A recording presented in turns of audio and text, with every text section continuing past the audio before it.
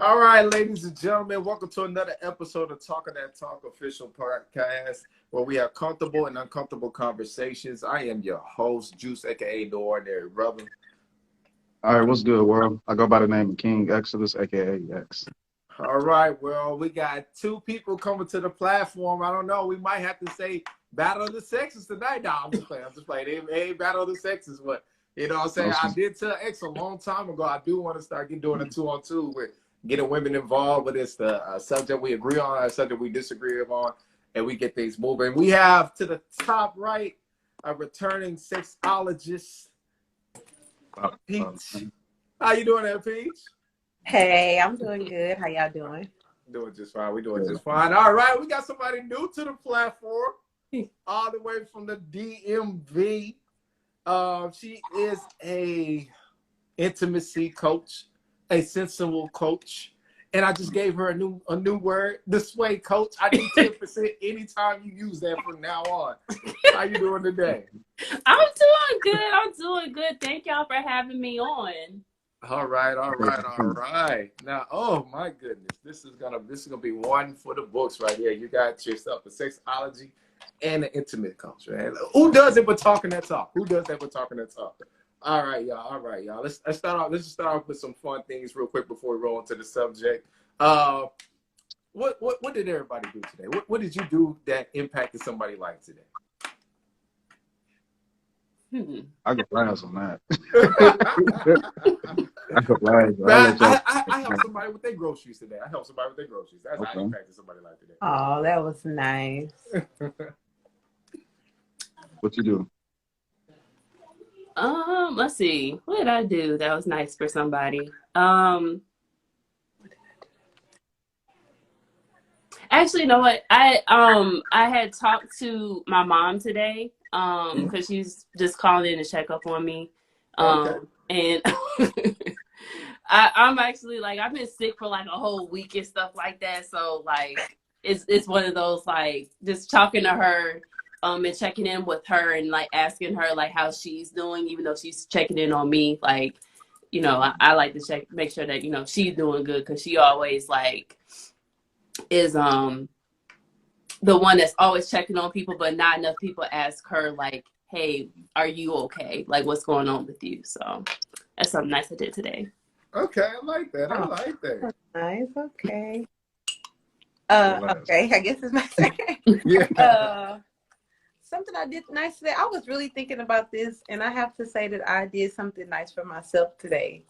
Ooh, okay. I'm normally the person who's always checking on people, and you know, I just decided to check on myself. I took a very good bath. I talked with myself a little bit, journaled a little bit, and so I checked. That's something I did nice. I did something nice for me today. Got my hair cut. You see me? Oh, me too. Oh, okay. I'm back with the tables today. I'm back. Okay.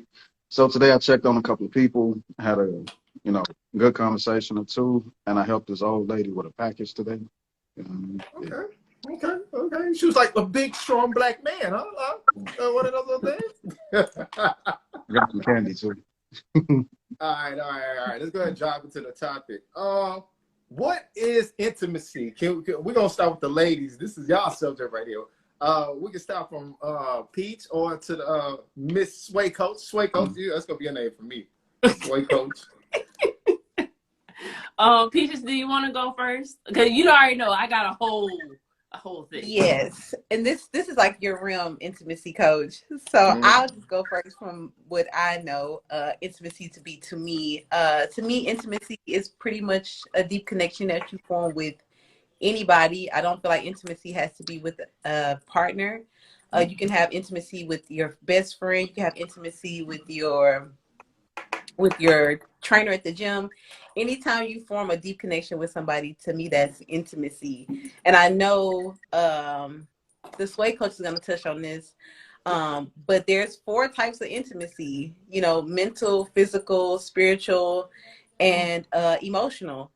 And all of those are different little hints of intimacy that you can tap into. I know a lot of people really like to play on the physical intimacy because that's what most everybody knows, but there's other forms of intimacy that you can touch into, especially when you want to do that with your partner or just on a personal level and be more in tune with your heart space. You know what I mean? And your feminine everyday space. So intimacy to me, like I said, is just having a deep connection, you know, having that heart to heart, you know, being honest, being open with yourself and with somebody. So that is what intimacy means to me. Okay, I guess I'll go next. So, to me, intimacy actually means vulnerability. And when you think of it like that, then it takes the taboo out of intimacy, because our society makes us think that intimacy equates to sex, which it can be. You can have that sexual intimacy. However, that's not what intimacy is. And when you think about being vulnerable and those vulnerabilities, like Peaches said, you're able to have that with not only yourself, but with other people. And when it comes to intimacy, you have to really understand how you connect with other people. That's why I'm always a big proponent of make sure that you know what your wants, needs, and desires are before you can start pleasing other people. Because if you're not happy, you're never going to make anybody else happy for real. It's going to look like happiness, but at the end of the day, you're only pouring from empty cups. And we don't do that around here. So that's my quick spiel about what intimacy is. All right, man. Look, I'm gonna be honest. Let me go ahead and pop it off on the men's side. You know what I'm saying? I ain't gonna even lie, man. I thought intimacy was just like physical touch, like, you know, rub it on me and I can, you know, can I open up to you, you know, stuff like that. You know, honestly, bro, if you pay attention even in movies, to our parents, we always looked at intimacy on somewhat of a sex level. I didn't know there was more to this stuff until, you know, later on in life, you know.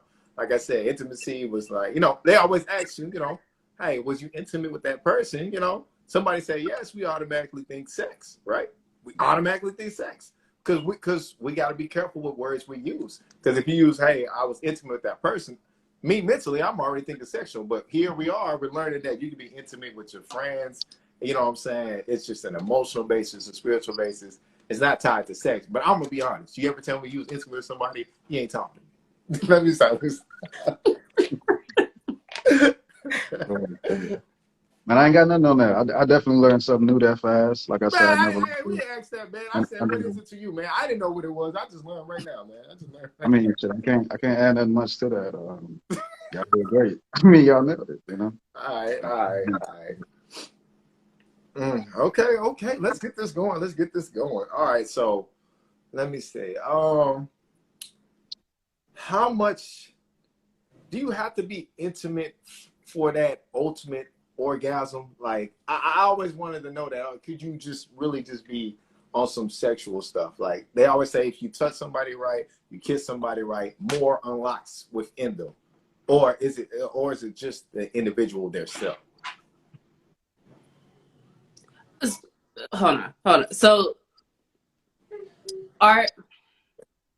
repeat your question, because I think that we might have to rephrase the question. So, okay, cool. I'm saying, okay, the more intimate you get with somebody, does that also becomes a bigger release for them orgasmically, right? You said the 4 bases, the 4 types. Do you necessarily have to reach all 4 types in order for that to happen, or can that just happen on a physical basis? No. So, okay. Ooh, all right. So let's dissect this real quick. So when you're forming connections with people, right? Some people you can connect with on a mental level. You can, like Peaches had mentioned, the different 4 types of intimacy. You can connect with people in that way. Because when you break down what the definition of intimacy, like I said, I define it as vulnerability, but it actually means a closeness or familiarity. So the more you develop that intimacy with somebody, the more you're going to learn about what their wants, needs, and desires are, which then can lead you to know, like, all right, if I touch you on your neck and if I suck on your chest, then that's going to, bring you to orgasm. And like that. But in order to know that, I got to know what you like. Because if I do that to somebody else, they're going to probably be like, this hurts. What are you doing? Like, I don't like this. Don't touch me Pineapple. there. Like, It's a little this weird too for me. much. But yeah, so like the more you get to know somebody and like I said, know their wants, needs, and desires, yes, that can lead to a bigger orgasm, because a lot of people, you can actually have multiple types of orgasms at once. And one type of orgasm you can have is a mental orgasm. And look, when you connect with somebody on that level, so you can give them both a physical orgasm and a mental orgasm. And that could lead to stronger orgasms. It's so many different types and combinations you can do, but like that's how I would answer that question. Like, you just have to get to know those person's wants, needs, and desires. Now, if you get to know that on the first day, kudos for you. But you know, with some people, it takes them a very long, especially for men, it takes men a lot longer to break down those walls that they have, because you know, vulnerability is not in y'all's vocabulary sometimes. And so you really have to like work on that type of intimacy when it comes to men or those that identify as men and stuff. So yeah. Oh, okay. Miss Peach, hey, I got the questions for y'all, baby. I got the questions. I would say, from my point, I would say that yes and no. You can be intimate with somebody, like Monica said, and reach that level of different orgasms. Or if you're just somebody who relies on physical appearance and you're just there to get what you came to get, which is your physical release some endorphins in your body, you can do that just off the strength of your own self-intimacy. Not necessarily vibing off of that other person. Now, that's just if you're there for just solely pleasure purposes. Now, if you are there for intimacy and to reach certain levels of orgasms, I would say that you definitely need to connect on those different intimate levels, because it will heighten the orgasm. Like Monica said, once you can, like she said, somebody can be mentally stimulated, they orgasm. Somebody can be spiritually connected with you, and you enter, you know, people say soul ties, two spirits that are connected enter into each other. You have a cosmic orgasm because y'all are spiritually connected. Y'all probably had contracts in a past lifetime, and now that y'all having sex, you can really break some barriers down. You know what I mean? So intimacy can create so many levels of heightened orgasms and all of that. Like she said, learning your partner what they like, and learning that level of intimacy within physical, without physical having to be actual intercourse, but it being learning your partner's body and the way to touch them, the way to kiss them, and what they like physically. So yeah, that's my take on it. Good shit right here. I gotta be touching on my goddamn self. Hey, what's going on here, man? Golly, I like this already. All right. So, yeah, I got something. I like that. So, how many orgasms have y'all gotten from one man in particular that gave y'all most? Y'all say y'all don't come a lot. Hey, good job. Bring that up. Good job. Y'all made them answers sound real beautiful, so I need to know, did y'all experience I didn't know we supposed to count. Right. Right on. It's a all that, you know what I mean? process. You know, like mental orgasms, like you say, mental, all that kind of stuff. Yeah. Excuse me. I would say, go ahead. No, go ahead, Pieces. Okay. I would say for me, I am a mentally orgasming person. I definitely have to orgasm mentally first before you can make me physically orgasm. That's always first for me, unless, I'm not gonna lie, and whoever want to be on here and shame me, but unless I'm there for just my physical pleasure and that's all I want out of it, you definitely have to mentally orgasm me first for me to actually be fully engaged with you sexually. So I would say hit my mental first, and then if you hit my mental and my spiritual, you do much. But how many times I've orgasmed off of one person? I don't know, a lot. That's a good answer. Let's see. Okay, so let me ask this. Is it like in one round or just like total for the night? Probably total for the night, right? For the night. Oh, okay. Infinity.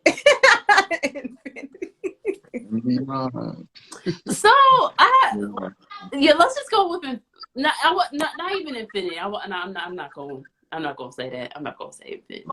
I will say this. I will say 6. That's Okay. What was the? I'm about to say, was it all on the aspects of all those 4 types? Could you actually like name like you was orgasm more times during this mental or more times during the physical? Like, can y'all actually like name out the times where those cones was multiple? It was in different rounds. Well, I know for me, probably on a spiritual level, I felt that because it feels like you're high. That's the best way I can put it. It feels like you're high. But see, I don't be doing like drugs and stuff like that because I gotta put that out there. But it definitely feels like you're high when you make that spiritual type of connection. But for me, because I know my body and I can do, and we could probably talk about this a little bit later. I know my body. I know what I like physically. I know how I like to be talked to, because that's the other thing too. If you talking to me crazy while we doing it, instant turn off. No, like this is not. We're not doing it. But for me, because I can direct, then I can get whatever orgasm I want and how many I want. But for me, when I'm with another person, it's definitely about the making more of an intimate connection. Because right now, like I don't just, like Peaches was talking about those soul ties. Like I can't be out here doing whatever because these soul ties is some real shit. And I would rather be with somebody that I actually am like in a relationship, a committed, faithful relationship with. Only because it's just too many people out here doing whatever and not realizing that when you're sleeping with somebody, you end up taking their energy and end up taking their traits. So you could be this bubbly person and outgoing and always want, the life of the party. And if you have sex with somebody that is kind of like an introvert and is a Debbie Downer, guess what? You probably going to be this weird mix of being extroverted, but with this Debbie Downer syndrome. So I say all that to say I'm very careful with like who I sleep with, but when it comes to the type of orgasms, I can physically tell you what I like and how I get off, and sometimes it's not fun. So sometimes I like to make you guess a little bit, but at the end of the day, like I know how to. I'm not relying my the sexual experience solely on my partner. Like if I don't get an orgasm, that's my fault. Not I like that. That is true. I like that that. is You in good terms. That's your fault. It ain't got nothing to do with you. Yeah. You good, I'm still taking the credit.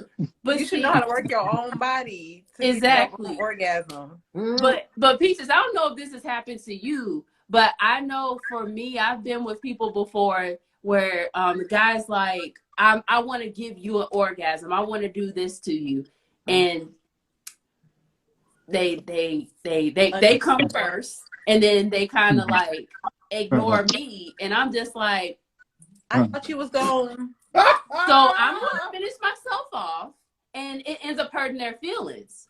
And I'm sorry, but like I said, I know how to please myself. I'm not gonna sit here and not be pleasured and then be mad, get mad. Like, nah. After you just completely you just completely sleep. Now you expect me to just go to sleep full? Like, no, what is this? But see, I operate in the round of multiple rounds. So, but see, I communicate things like that with my partner. Yes.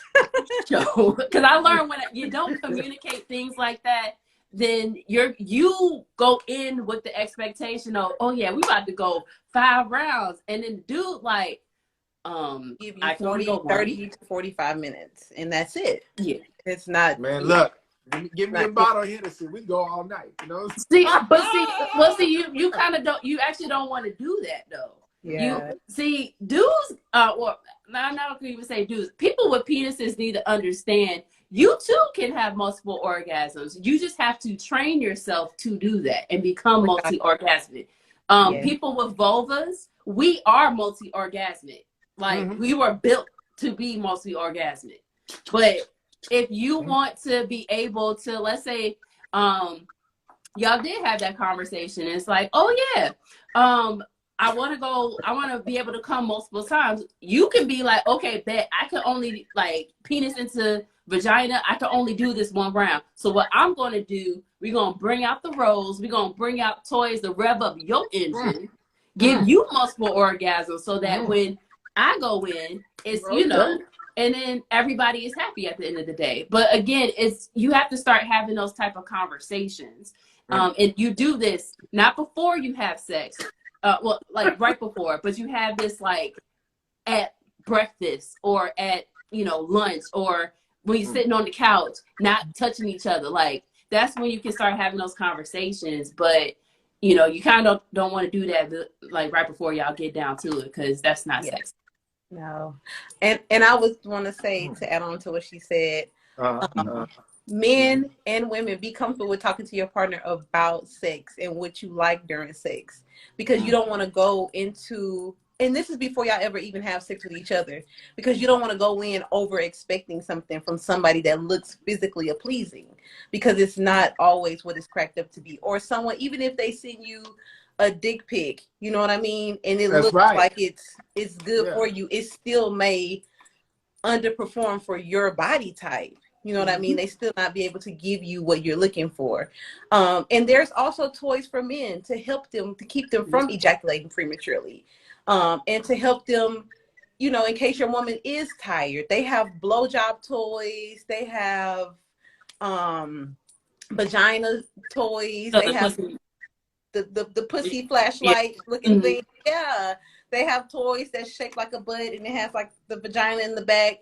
They have all kinds of things for each other, cock rings, all that kind of stuff that's going to help both parties, where it's not just your woman having toys, but you have toys too, because not just sex can be an intimate night. It could be both of y'all playing with y'all toys together. And that can, and you can start taking notes. Yeah, y'all could just be masturbating together, and that's an intimate night.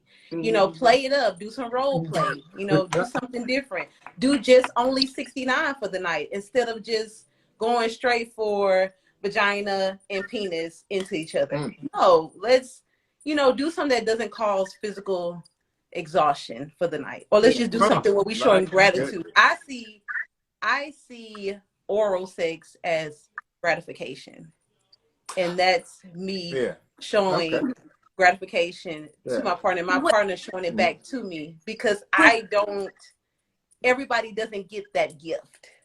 You know what I mean? So if you give me that gift, I don't know if you're doing it to everybody, that's not my business, but if I choose to give you that gift, that's me showing gratification for who you are to me and who you are in this relationship to me. So what you about to say? Have you heard of dick and pussy worship? Yes, I have. Okay. Have y'all heard of that? No, what is that? I ain't never heard of it. But I was about to make a comment earlier. Okay. So I learned this at there's a virtual convention called Dick Fest. And this is where I first seen this. Oh, I'm so excited. I'll talk about this later, y'all. But okay. So with dick and pussy worship, you pretty much, instead of it's not as sexual as it may sound. It's more of speaking affirmations. Sometimes you can, like, with lube, please always use lube. Always with lube. PSA: use lube. Lube is not taboo, but you want to like give the vulva a massage, give the penis a massage. It's called lingual massages. And it's not meant to be sexual. It's meant to be think of like worship. Think of more of a I'm showing like Peaches was saying, I'm showing gratitude for this penis or vulva that's in front of me. Yes, this penis. You know, yes. like you know, it's more of like a worship type of thing. It's pretty cool. It's pretty dope. Yeah, it's very good for submissives. If you're a submissive type of person, it'll be very good for you. And they have ass worship too for guys who like to you know, genders of all who like to eat ass. They have ass worship as well, where you're just, you know, if that's like the if that's what you're into, you can, like she said, speak affirmations and, you know, do what brings you pleasure and bringing the other person pleasure as well. So sound like praise. That question sound like praise kinks. I know a lot of women who like praise kinks. They like to be praised by when it comes to pleasure. Yeah, the praise kinks. But you said something earlier. What was it? Damn. Like I said, it kind of left my mind. But nah, man. One of those intimacies I actually did. Like I said, I'm very open. I'm a good guy. You know, I do that. I gotta sell the show. But yes, that partner masturbation. Yes, I had actually done it before. Right. We actually just locked each other's arms up. You know, we holding hands and masturbate. Like, come on. Like, you know what I'm saying? It was kind of different, but you know what I'm saying. But hey, you know, I was young. You know, I like trying different shit. You never know. Hey, you never know what you get into. But what would you call the type of individual who has to experience multiple orgasms before they can release? I am definitely that type. Right. So basically, you can't release without them releasing multiple times. So when you say release, you mean ejaculate? Yes, there you go. Ejaculate. Oh, okay. Oh, okay. So you can't ejaculate until your partner comes multiple times. Right. Do you, as your partner is coming multiple times, are you finding pleasure each time that your partner comes? Of course, it builds it up. It just hypes it. It gets me excited. It's like you know, by the time that when that release happened, I'm dead. I don't even do anything. So you are actually there's a whole book. It's called The Multi-Orgasmic Man. You have mastered what that book is talking about, and you actually are experiencing multiple orgasms. But you have to think of when people with penises have an orgasm, that it does not mean you ejaculate. Correct. So like all that energy that you're talking about, it just starts building up, and then when you actually do release, then that's when that can happen. But you're still having orgasms. Yes. Yeah. So you mastered the book. I mean. No, I mean, look, because when you talk about orgasmic things, everybody's talking about thinks ejaculation. Mm-hmm. Or like orgasms, like you said, is more hyphen situations, things that get you hyped for the next thing to come. Like I said, right? That's why when I talk about praise kinks, like gratification for a woman who knows what she's doing. Hell yeah, you gotta thank that booty. You know what I'm saying? You gotta give praise and worship, like she knows what she's doing. But let me not get ready to throw a curveball in there. Hey, you got anything to talk on the subject, man? Like before I start doing my thing. Yeah. So we brought up the emotional intimacy, right? So do y'all have like limitations on how vulnerable y'all want a guy to be with y'all?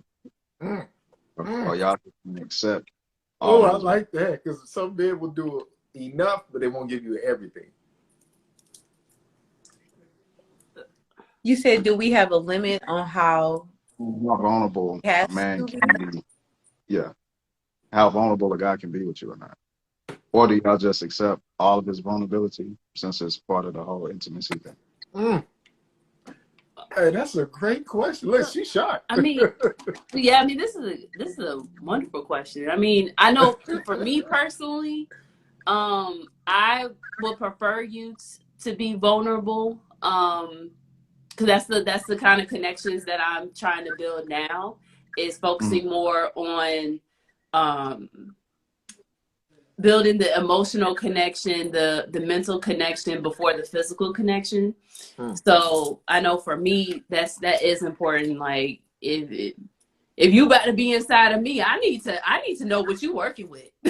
What demons you fighting, first of all? Like, what you really got going on? That part. because I know me, and I know that I'll end up taking on certain traits. So if you haven't worked through your shit, then you could be passing your shit on to me. And I've done too much healing work on myself to go through that. So yeah, I would prefer my man to be vulnerable. Like we gotta make that connection. But I understand you can't just be vulnerable with somebody overnight all the time. I mean, sometimes it does happen, but you know, it does take time. So that's kind of my perspective of that. I would have to say for me, I personally, because I am a softer type of woman, and I bring that presence to a man that I'm dating, I do want them to be 100% vulnerable with me, and they do end up being that way just because I bring that sense, that presence of that essence of that, where they can feel that they can be vulnerable with me and share their intimate moments with me without feeling like it's going to come back up, or it's going to haunt them, or it's going to travel with them throughout our relationship, or I may look at them in a different way. Like if they're an alpha and they're completely vulnerable with me, you know, in our space, but they're an alpha to the world, they know that in this space, you're still my alpha, but you can let your guard down and be as vulnerable and as soft as you need to be with me. Now, I'm not saying be soft as in weak, but be where you are most comfortable and most vulnerable. And that's okay. And you're still my alpha, regardless, because you need a safe space to be that way. Because not just with intimacy, but just with mental health, I feel like that's a very big thing for men. Because if they don't have anywhere where they feel safe enough to be vulnerable and to be open, where else would they go to do that? They will be stuck with those thoughts inside of their heads. Now, and if they meet a woman who can be able to still look at them how they are and still be able to help them through their mental war, their mental agony, that's a beautiful thing. So I would say that I definitely want my partner to be 100% vulnerable with me, because that's just the energy we're giving over here, you know? And like she said, I want to know what demons you're wrestling with before you enter into my portal. Don't be releasing nothing in me that I don't want to take on. So let me know ahead of time, you know, so that I can make a decision on my behalf, on my internal behalf, on whether or not I want to take on what you got going on. So Okay, that's how I feel. All right. Well, hey, look, back to me. So, is there, like you said, he said there's no limitations. I would say, because you mentioned your man being an alpha. Does he necessarily have to be an alpha in order to be intimate with you? Look, I'll be honest, every woman has not experienced an alpha. We don't go for beta men around here. You know what I'm saying? Like the Emperor's an alpha. Let's be honest, bro. Every woman has not experienced an alpha man, bro. Let's be honest. Damn. Okay. Well, if you haven't experienced an alpha man, you haven't experienced a real sexual connection, a real sexual experience, really. Because the alpha man that you meet and who really trying to show you and court you and, you know, get to know you and know you on an intimate level before even touching your physical body, to me, that's an alpha stepping forward. Because a man who is a beta or a sigma can just come in and be like, yeah, let me wine and dine you and give you all of this, and then we fuck and smash or whatever the case may be, and then that's it. A real alpha man not gonna play you like that. He got too much to lose to be trying to play like that. So okay, that's interesting. What about you down there? Have you ever had messed with anybody that wasn't alpha? Yes, unfortunately I have. Okay, and what ended up happening, I didn't understand, like, just being in a long-term relationship in general and the red flags to look for. And I ended up being in this relationship for a good 5 years and did not understand, like, am I going crazy? Like, am I tripping right now? Like, why are we fighting? Because look, I don't like to argue. I'm not the type to show my ass in front of, like, if we're out somewhere and like just be fighting and things like that. That's not me. That's what I started turning into. And it was flipped on me that like I'm doing something wrong because I'm saying my boundaries and my boundaries kept getting crossed. And that's dealing with a beta man. A beta man is gonna keep crossing your boundaries until it, and then try to gaslight you thinking that you're doing something. It's just like, nah, I'm saying my boundaries, you keep crossing them. But see, I'm stuck now because we have this whole soul tie and shit. And I didn't recognize those signs that if he keep crossing your boundaries, then leave. Like, what? Because in my head, I was like, I don't know who's going to want me. Like, and that's the sad part about it. Like, I did not know who would want me. And we've been at this for so long. I invested so much time and blah, blah, blah.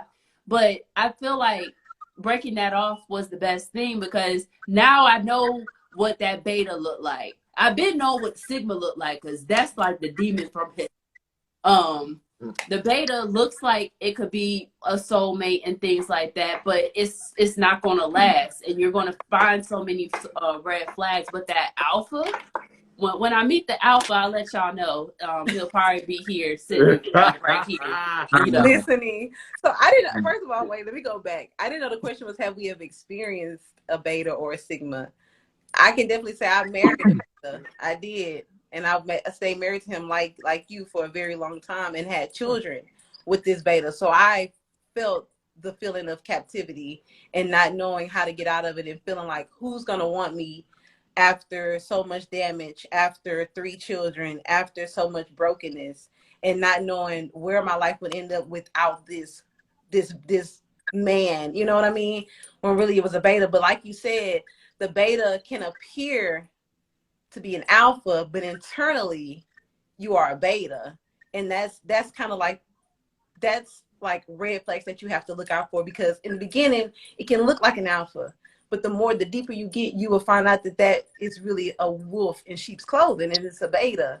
So I definitely know what you're talking about, Monica, and knowing those red flags and knowing how to say, hey, this is toxic, this is unhealthy, this is what I'll never go for again. I'd rather stay single for the next 10 years to never put myself in a situation where I'm being led by a beta and I'm feeling like a captive. I'll never do it again. So all this affected y'all intimately, right? I just want to make sure, like, these different types affected y'all on an intimate level, correct? Yes. Yes. Okay. Because this actually kick-started my intimacy journey in general. It was a whole thing, because it's just like knowing, like, I've always been the type to, like, you know, go on the blogs and look at like sex advice and like things like that. And like, I took pole dancing classes to like feel more confident with myself. But then when I broke off that relationship, I started really focusing on becoming a better me. And by becoming a better me, that meant like knowing, like, okay, this didn't work out. I know I look good, but I had to match the external with the internal. Mm-hmm. And so I did a lot of shadow work. I ended up, oh goodness, I went to, like, it's called Pure Romance Parties. So I learned a lot of stuff there, ended up becoming a consultant, and then like 2020, we were all in lockdown. So I really got to know myself then. But I started asking myself the tough questions, like, okay, what does a healthy relationship look like to you? But see, I'd never had a healthy example of what that looked like. So I had to really dig deep and start saying, like, you know, even though I haven't seen a healthy relationship, like growing up and stuff, because that does affect like who you are with and when you get older, I know for me, this is what I want. And this is the boundaries that I'm setting, so that we don't have to repeat the same cycle with being with this beta. And being with somebody that is willing to be a provider, protector, make sure that you are very secure and is a leader for you. But see, this one thing, and Peaches know who Ruth is. One thing Ruth said, and this stuck with me This is how we forever. met. Look, that's actually how we met. One thing Ruth has said was that, yeah, the husband's think of the husband as the leader of the house, but the wife is the CEO. Period. And when you think about that, how many CEOs do y'all know that actually is putting themselves out there and leading? I'll wait. You talking about women or men? Just in general. CEOs that put themselves out there and leading, they lead behind. They don't have to be on the front line. That's the whole point of being a CEO. Exactly. You have to be on the front line. That husband is the front line. He's on the front line. No, you have CEOs that's on the front line too, but more of your craft when you become a CEO is all about structuring. Structuring, you got to be able to tell who and do what to do. So like I said, you got marketing, systems, engineering. You got different plats where each CEO has to be able to conduct each field accurately, right? The person he consults to is always going to be on the right hand side. That's why you have CEOs that are financial advisors. You have CEOs that are the marketing. You have CEOs. You have financial advisors. Like they're all different CEOs, and they're part of his multitude of counselors. I talk about this all the time. Your multitude of counselors are your advisors. These are the people you want to advise you that's going to help aid your business, right? I talk about the kingdom. I talk about the empire. The kingdom is nothing more than your family. Your empire is your alliance. So in business, you're basically your family and your empire at the same time, because the people around you affects your kingdom, because if they attack from the inside, your company falls. But that was based off the people you align with, because you hired them within your kingdom that you made. So all that does definitely combine. But yeah, so I mean, I guess you're CEO. I mean, because I'm about to say that type of move right there, I would, on my side, I'm like, if she's the CEO and he's the leader, then I would have to challenge what type of man she's dealing with. No, because that's one of the biggest things as men, right? We always hear about women dealing with great men. They get around other men, then we get to see who they really dealing with. You can't fake that. You can't fake that anymore. Because there's gonna be real life scenarios. We're gonna see what kind of men we are. That's what I said. You put 10 alphas in a room, they're gonna conduct themselves accordingly by who's the balance, who knows how to structure the best, who's the best organizer, who's the best. Everything comes out in organization skills at the same time. But yeah, but that's cool. I mean, you have people who love betas, right? Beta men is what it said. I want a rich man that gives me money. That don't necessarily mean he's an alpha, right? And we talked about in situations like that. All right, so let me give you a scenario. No, I go use that. Let's get back to the top. Let's get back to the top. I go use that scenario. I'll say this: so what is the boundaries y'all creating now in y'all relationship? Since y'all have experienced dating a lesser man, what is mandatory for your intimacy to actually be there in a relationship? What is mandatory? Y'all say y'all know what to look for, so I'm saying, what do you know what to look for you to be intimate with a person?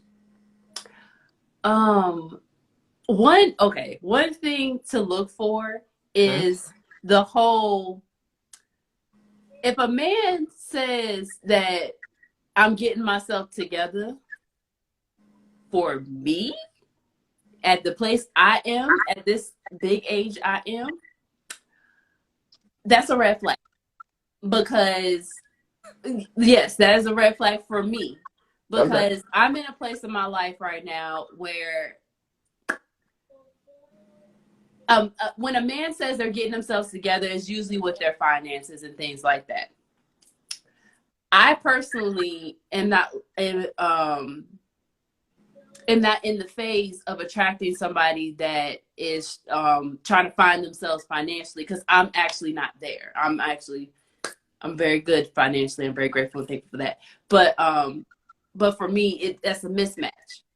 Like, I know one thing that for my previous relationship, it was finances. I was with somebody that he did not know what he wanted to really do with his career. He was trying to do some music things and things of that nature. So it's like, I will prefer to be with somebody that is financially secure, and being with somebody that is saying, well, I'm trying to find myself, I'm trying to get myself together. It's not necessarily for me because I'm not there. And that's a big thing for me. And that's just what finances. If somebody is saying that, yeah, I got X, Y, and Z going on, and I'm dealing with all this stuff, and they're not actually going to therapy or like healing, you know, like that's also something I take into consideration too. It's just like, I'm at a place in my journey where I have done a lot of healing work. So being with somebody that's doing the healing work themselves too, that's also on my on things I look out for.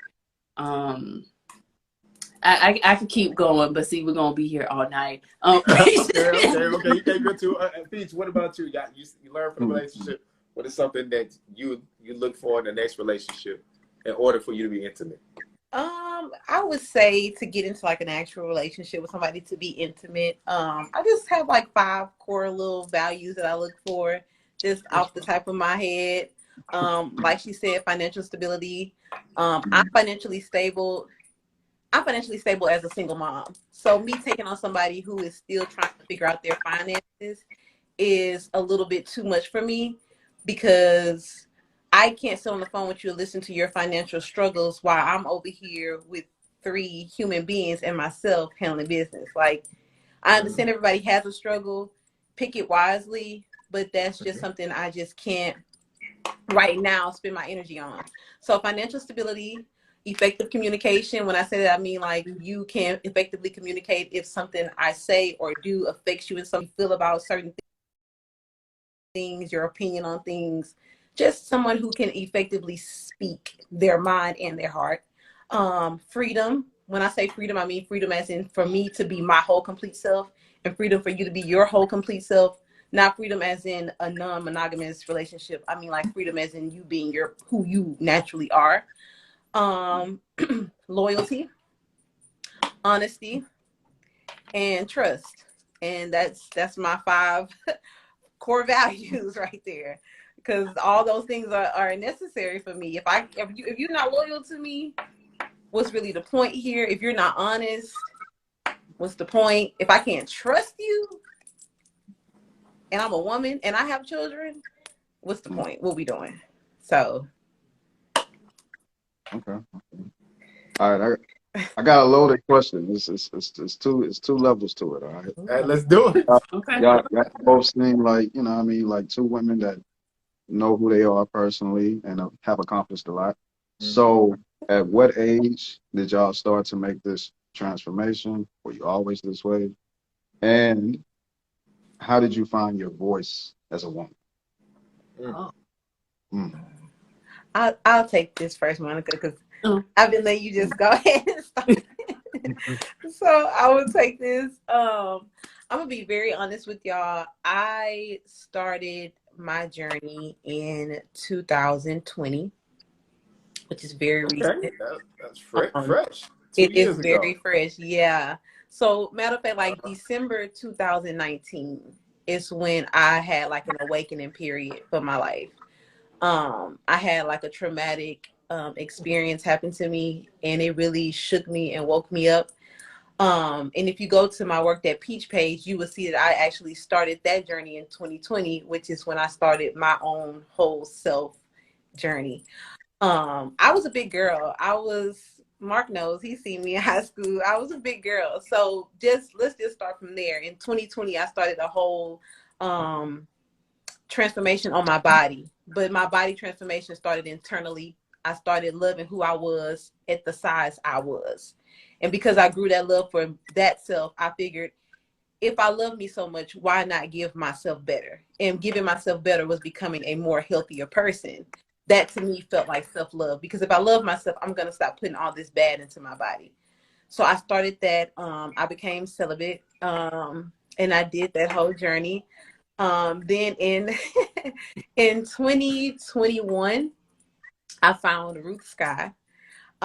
She is a spiritual life coach, and she has it's like a spiritual school for women, and she taught me that I don't have to continue to carry on the baggage of the past from my parents. I don't have to continue to carry on the baggage from the past of my relationships. And I don't have to carry on the baggage of myself that I put on myself for things that I have to forgive myself for. That has nothing to do with anybody but me.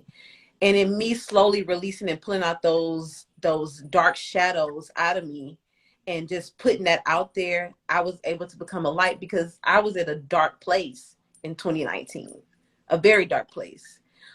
So just coming from that to now, when you see me and you see my smile and you see my skin and you see how bright and how much of a light I am, that does something to my spirit, because I crawled myself out of that.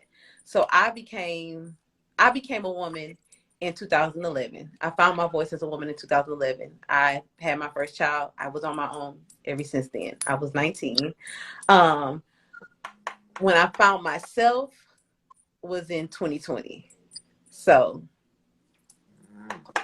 yeah, it took some time, but yeah, that's my spiel. You can go ahead, Monica. So,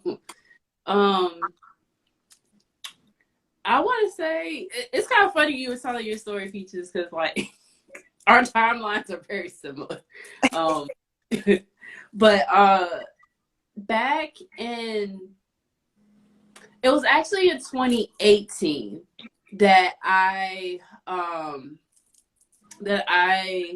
started like on the more spiritual journey type of thing. But it was because I was going through so much stuff with my relationship that I was just like, I was really looking almost anywhere for an answer. And that actually led to me like try couples counseling, like taking techniques from that. Read so many like self-help books. My one of my sorors, she had told me like, hey, you should start reading the 5 love languages, which I did. I will say that's like the first like intimacy type of the first book of my intimacy journey that I read, for like front to back. Very good book. But great book. Great. When I came to the decision to actually like leave that relationship, that's when it really started. And that was in November of 2019, because I was mentally checked out, like mentally checked out of that relationship. And I started to notice that I lost myself in the relationship. I look at pictures from when I was in that relationship and I don't recognize who I see now, because now like I feel like me, like in that relationship, I went from wanting to go out and explore to just wanting to stay at home and not really go anywhere and not spend any money and things like that. And that wasn't really part of my personality. Like my personality's, I call myself an omnivert, but it wasn't me. And so 2019 happened, was in that space. And then from then on, I was just like, I was reading all the books, looking online for more information and research. And I started working with Ruth probably in later on the later half of 2021. And but I started like with 2020 taking these classes on doing these different things. That's how Twisted Intimacy was actually born. Twisted Intimacy is all about my intimacy journey and the things that I've done and am doing that I wanted to share with mainly, I work mainly with women right now, but it's meant to be a guide. It's not it's not a like a law or anything. Like, you don't have to do everything that I do, but I'm very big about sharing like resources where I find things. That's why I don't mind name dropping people. Like, that's what it's all about, just share where I learned a lot of this stuff from. But I have a sexual health professional certification where I learned so much more about just like not only your sexual health, but that it encompasses like relationships, communication, just knowing where to go for certain things. Yeah, this is very far from what I went to school for, but I will say, like, just learning all of this, it's helped me grow. Like, I'm not the same person I was when I first started this business. And I'm pretty sure I'm not going to be the same person 5 years from now when this business has, really gotten huge. You know what I'm saying? So it's one of those things where you have to actually accept like who you are and what work you're willing to do to actually change into the person you want to be. I think that's the biggest thing when it comes to like this whole intimacy journey in general. You just really have to accept a lot. And the thing is, a lot of people can't do that. But, when you do, it's a whole new world. Okay. But I gotta applaud y'all, man. Y'all found a way to connect business with what y'all love to do. And a lot of people don't have that opportunity. So most definitely, congrats. Thank you. Thank you. Let me ask you the ultimate question after that. Where do y'all think y'all would be right now if none of that took place? Because it seems like all y'all got affected by relationships. I was on with someone today. Do y'all think those relationships were meant to take place? That's what I'm getting at. Yeah, that's exactly what I'm getting at. That's what led y'all to y'all transformations. I was gonna say I was just on the phone with somebody today, just talking to them about my marriage backstory, and I told them, they was like, well, that was a little traumatic. Do you regret it? I was like, I don't regret anything that happened from my past, because had not I went through that, I wouldn't be as strong as I am today. I wouldn't have as much fight as I have in me today, and I wouldn't be filled with so much light. Because had not those experiences happened, would I have been someone who just would have went through life as if, with no experience, with no type of life experience? And had not I went through those things, I don't feel like I would have found who I truly am in my own self. So I am grateful that the Lord gave me those experiences to make me a stronger woman, a stronger person, so that I know and I can figure out what I like, how I like to be loved, how I like to give love.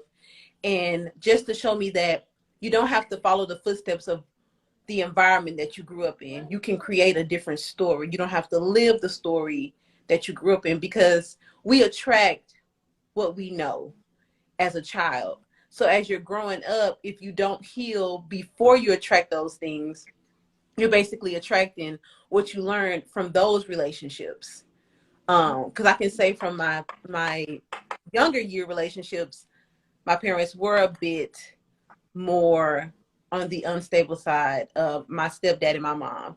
So I grew up into thinking that that's okay. You go through hard things, but no matter how hard they are, you stick it out and you work through it.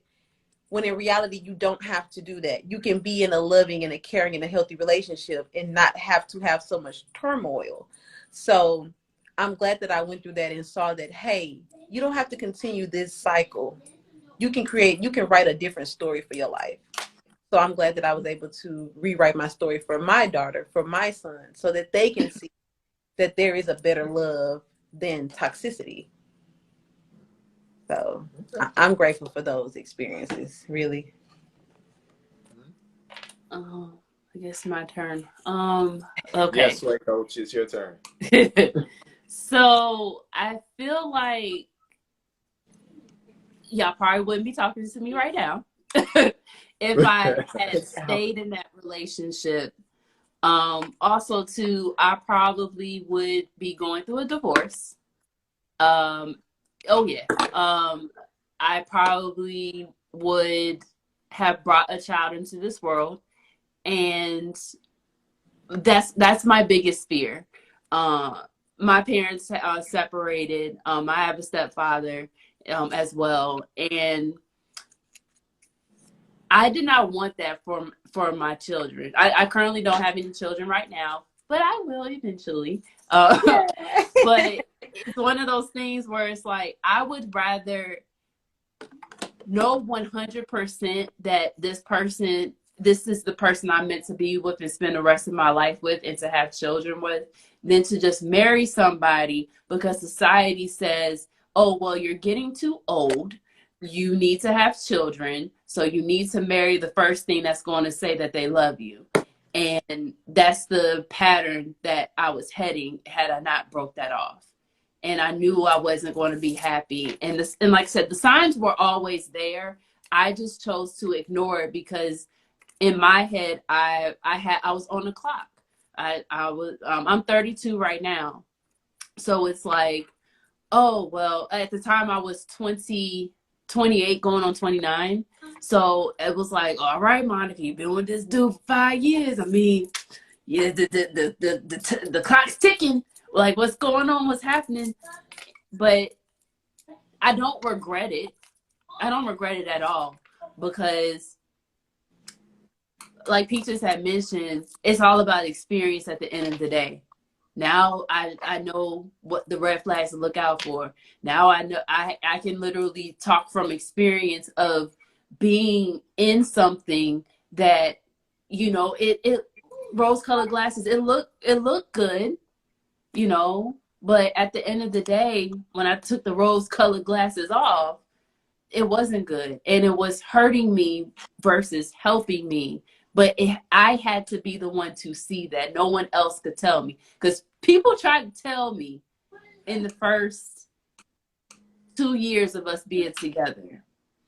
And again, I chose to ignore it. And yeah, I don't regret it at all. Like I said, I wouldn't be talking to y'all now had I stayed. And I'm happy. Honestly, I'm happy where I'm at, because when I say this level of peace that I have right now, like, I would rather have this than to continue attracting men to me where I'm arguing with them over stupid shit. And like I told you, I'm not the one to argue. I don't like arguing. So it's, you know, being able to break out of that pattern and being able to attract in better type of relationships and things.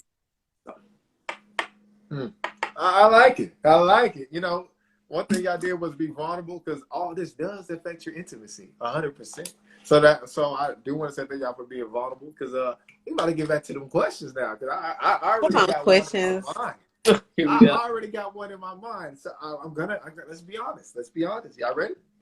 Yeah. Was your best intimate moment with somebody in a relationship with, or no?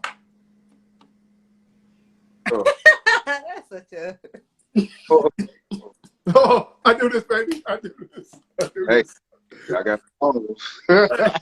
Hey, we loaded up over here. First, Monica. Yeah, we loaded up over Come here. on, Sway Coach. We loaded up. So, to be quite honest, be honest. It was. I guess it was like a situationship type of thing. But they the best. They be the best. Well, see, this one was a tad bit different. So, but I would say that had to be one of the best I had, in the sense of, like, I knew the shit that came with him, but the type of connection we had formed was, it's very hard to explain. But when we were together, it felt like I was high, and yeah. Yeah, but I wasn't in a actual, like, he was my man. Okay, that's what I'm saying.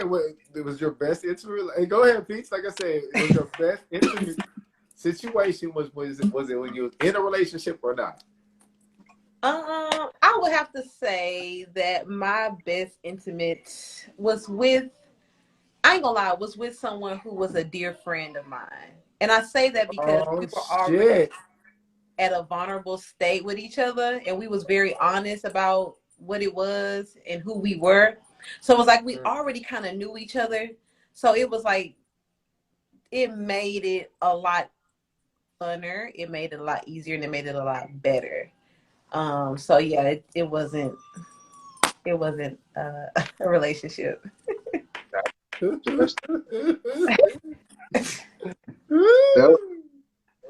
All right. Damn. So, why do y'all think that's the case majority of times? That you have the most intimate moment when you're not in a relationship sometimes? Can you repeat the question? I'm sorry. Why do you think that happens? That people can have those deeper levels of intimacy without being in relationships majority of times? So, like I mentioned before, I know my body, I know how it works, and I know how I like things. I ain't really there for you at that point. So it makes it easier. However, I will say I was able to form a deeper connection with that individual. So it made when we were actually physically together, like, but yeah, but that's the anomaly that doesn't typically happen for everybody.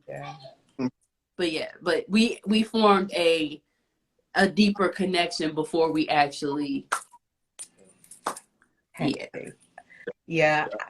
But that's the same thing I said. We was friends, but I feel like it's that way because, like I said before, if you're doing it with somebody and y'all can, because it seems like with relationships, people are trying to, it's almost like they're trying to prove something, or like you're trying to like overperform yourself.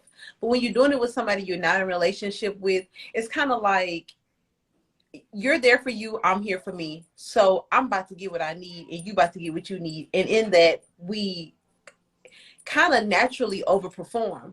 But when you're doing it with a partner that you're in love with, it's kind of like, oh, let me do this, or oh, let me try that. But you never really explored that with them. When you're doing with somebody you're not in a relationship with, it's just like, hey, I'm just going to be raw with it. You know, I'm just coming as my raw self. And you finna just, you know, get what I got, because I don't have to, you're not my partner. I don't have to see you every day. So if it's a here and there type of thing, I'm gonna come with my best self because this is just a here and there type of thing. Where in relationships, it's like you always trying to, I don't know, some people are always trying to like tiptoe in their relationships when it comes to sex, when it should be that way. You should be your complete, vulnerable and whole self, especially if y'all love each other that way. So, but see, that's why what we were talking about earlier about that communication, like, because in my opinion, if I'm getting into a committed relationship with you, we've already had these conversations about how we like to have sex, or even if you like to have sex, because let's face it, a lot of us have these very interesting beliefs when it comes to sex, and being able to explore different type of ways to engage in sex. So it's like, a lot of people don't have that conversation before they actually get into a relationship and even marry the individual. I would never, ever, ever marry somebody and they don't know how I like to be treated. Ever. The fuck? Hi, Kevin Samuels, baby. No. Baby. It's giving a letdown. Like, I can't marry you for life and be let down in that space, because that's our best moment together. You can't make this shit up. What? It's just fun. No, we laugh at that all the time, because like anytime like we say you can have a perfect man, like, yeah, but he can't fuck, huh? I can't do it. I'm like, yo. Well, it's not that. It's not that. Wait. Excuse me, I didn't say that. I know, it's not that far. It's not that deep. If he's a perfect man, we can learn a lot of things together. We can learn. Man, you better use that goddamn rose. You better go use that goddamn rose. That man up there providing. He gonna do everything he need to do. He can't learn perform to sexually. Who cares? That's true, but that's if that person is even open to toys. See, you wouldn't know that if you didn't ask the question. I didn't say for him. Person. I said for him. I said for you. But some no, but I'm saying for the guy. Toys. Yeah, they don't like if their woman. Some men don't like to see their woman use a toy, or don't even want her to use toys. Mm-hmm. Some of them don't like that. They feel like that's kind of getting in the way of what he's trying to provide for you. Man, look, I told y'all before, one of my craziest sex toys, I put on that dick vibrating ring, start getting niggas stroking, right? She, ooh, like, yeah, what you know about that? She went out, she ran out the room, grabbed her little toy, was like, yeah, we gonna see who make me come fast. I said, bitch, bring it on. Like, that shit don't bother me. That shit don't bother me. Like, Right, that shit don't bother me. Like, what you talking about? Yeah, you're very open. There are a lot of people with penises that are not. Listen. Yeah. He don't have to know you have a toy. That's what I'm getting at. Like, he gonna see you like sneak downstairs, go in the basement, lock the door, turn on the fire, and do things. Like, shit. Like, Not turn on the fire. But again, but the whole thing, what I meant to say was that you just need to know who you're getting into a relationship with before you get into a relationship with them, so that all these expectations, all of the pleasure that you may be able to have, you know you can have that. And because I do believe that everybody is teachable, but it takes that person that actually wants to learn. Because if think about it like this.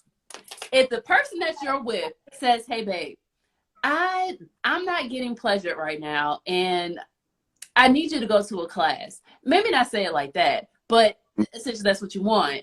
If they don't want to go to a class and they're not willing to learn, now you stuck with this person. You feel me? I don't want to be stuck with you, and you don't know me. You don't know my body. You don't even want to learn. You're a coach yourself. You do that, baby. You're a sway coach. You like, do all that. You know what I'm saying? Like I said, me, I'm having these conversations before we even get into a committed relationship. What you talking about? All right. So, all right. You got questions? I got plenty now. I got plenty now. It's giving fuck no. Ain't no way. Woo! That man could be rich. He could be an alpha. Let that nigga lack in the sex, bro. It's over, bro. What the fuck? All right, so I left the relationship, right? And you had that one guy that you had that real deep, intimate connection with, and you never broke that connection off while you were still in a relationship. You got named. Just answer. Look. Wait, what if Ghost Angelo is one of them? That deepest, intimate connection with that one guy, you still got that connection with him, but you're in a relationship. Have y'all ever been in that situation? No. No? Okay. Well, yeah, no. Because when I'm in a relationship, it's like this. I can't see nobody. Tunnel vision. Okay. Yeah, like I'm focused on you and only you. But if we're talking about emotional intimacy, okay, it's one of those things where you have to actually get real with yourself and ask yourself, what do you actually need and desire and want? Because if you're forming those type of that type of connection with somebody else and you're in a relationship, you may want to figure out what you're not getting from your relationship that you're getting from that other person, because that's when it starts getting on the cheating and stuff like that. Because I do believe you can cheat on somebody emotionally with somebody else. Usually first. So if what you're talking about is like that, then it's like I can't do that. Like I said, I got tunnel vision. Yeah. So you mean to tell me that same dude, y'all see each other, you still like this, and he right there in front of you. That's what I'm talking about. You already had the connection. You already had him. This is a past relationship with somebody. You with somebody, but y'all see each other like, yo, what's up, Monica? Oh, Juice. How you been? Like, you know what I'm saying? Like, so you saying you just that tunnel vision that he right there, you don't even see him. Pretty much. I mean, if we have a connection and we're not together, then in my head it's like, okay, fuck you. I'm moving on. I'm not about to be. What did you do to where we not connecting anymore? Like, what happened? We just said it was that your deepest intimate relationship that wasn't in a relationship. That person. Yeah, but it was the reason why we never got in a relationship. When we were I'm just saying y'all was like you said y'all was good friends, best friends, or whatever it was. Good friends, so I didn't need to be exactly. You friends on hey, she friends on her husband. That's what would happen. She friends on her husband. That's what happened. That's what took place. Okay. As for Sway Coach, I don't know. You didn't put too much details in there. I don't know about that dude. But this is proving a lot, bro. This is really proving a lot. I love this. I'm smiling and shit. Yeah, let's keep going. Oh, I'm lost. Okay. Me too.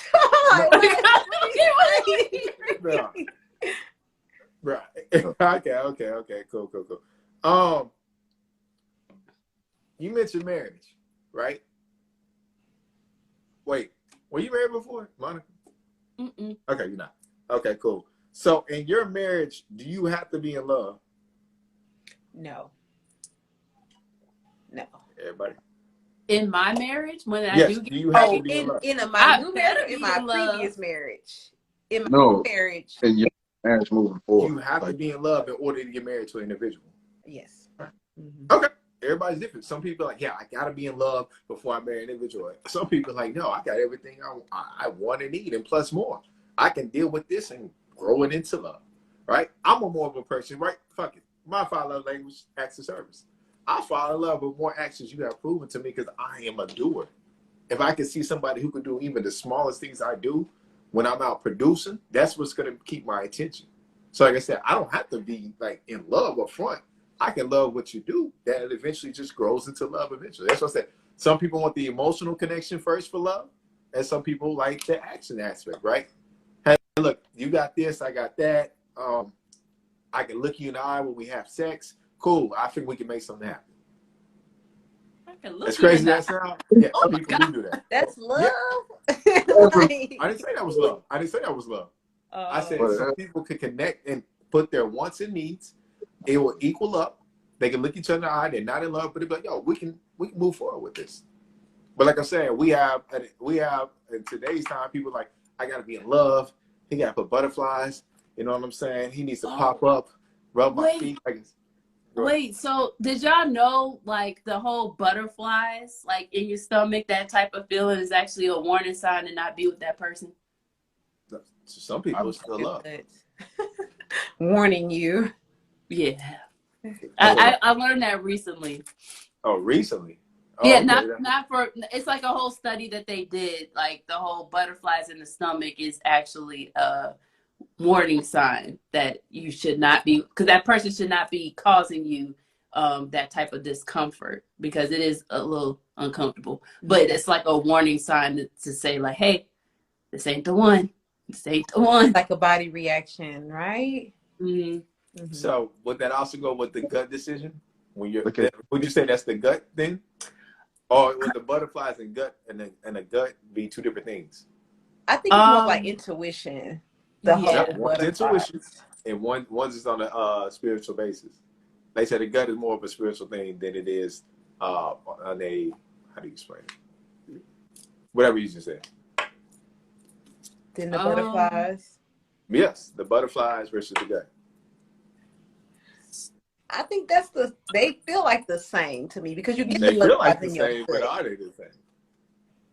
I feel like the butterflies is part of your intuition, but if you may not always feel butterflies, it could also be something else. It could just be that feeling of something's not right, or some other people, they might get like sweaty palms, or you might start sneezing out of nowhere or something like that. I don't know. It's whatever your body's doing. Your body may get hot. The temperature of your body may increase.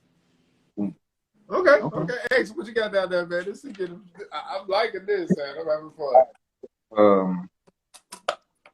would you say a woman that prioritizes the physical intimacy the most is immature?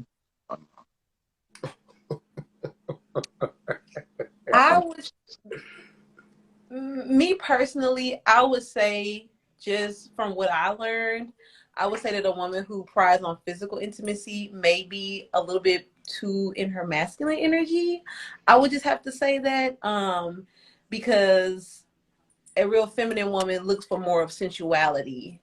If she's just straight to the physical, that's giving more masculine energy rather than feminine being more soft and letting it kind of like, you know what I mean, like this type of motion instead of it just being, hey, let's get straight to the body. Let's dabble in the mind a little bit. Let's dabble in the spirit, the emotions a little bit. That to me gives more feminine energy rather than hands on body.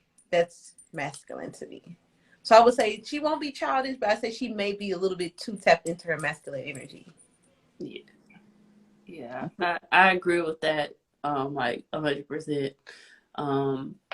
Because it's definitely about like a control thing too. When you really get to the root of where that comes from.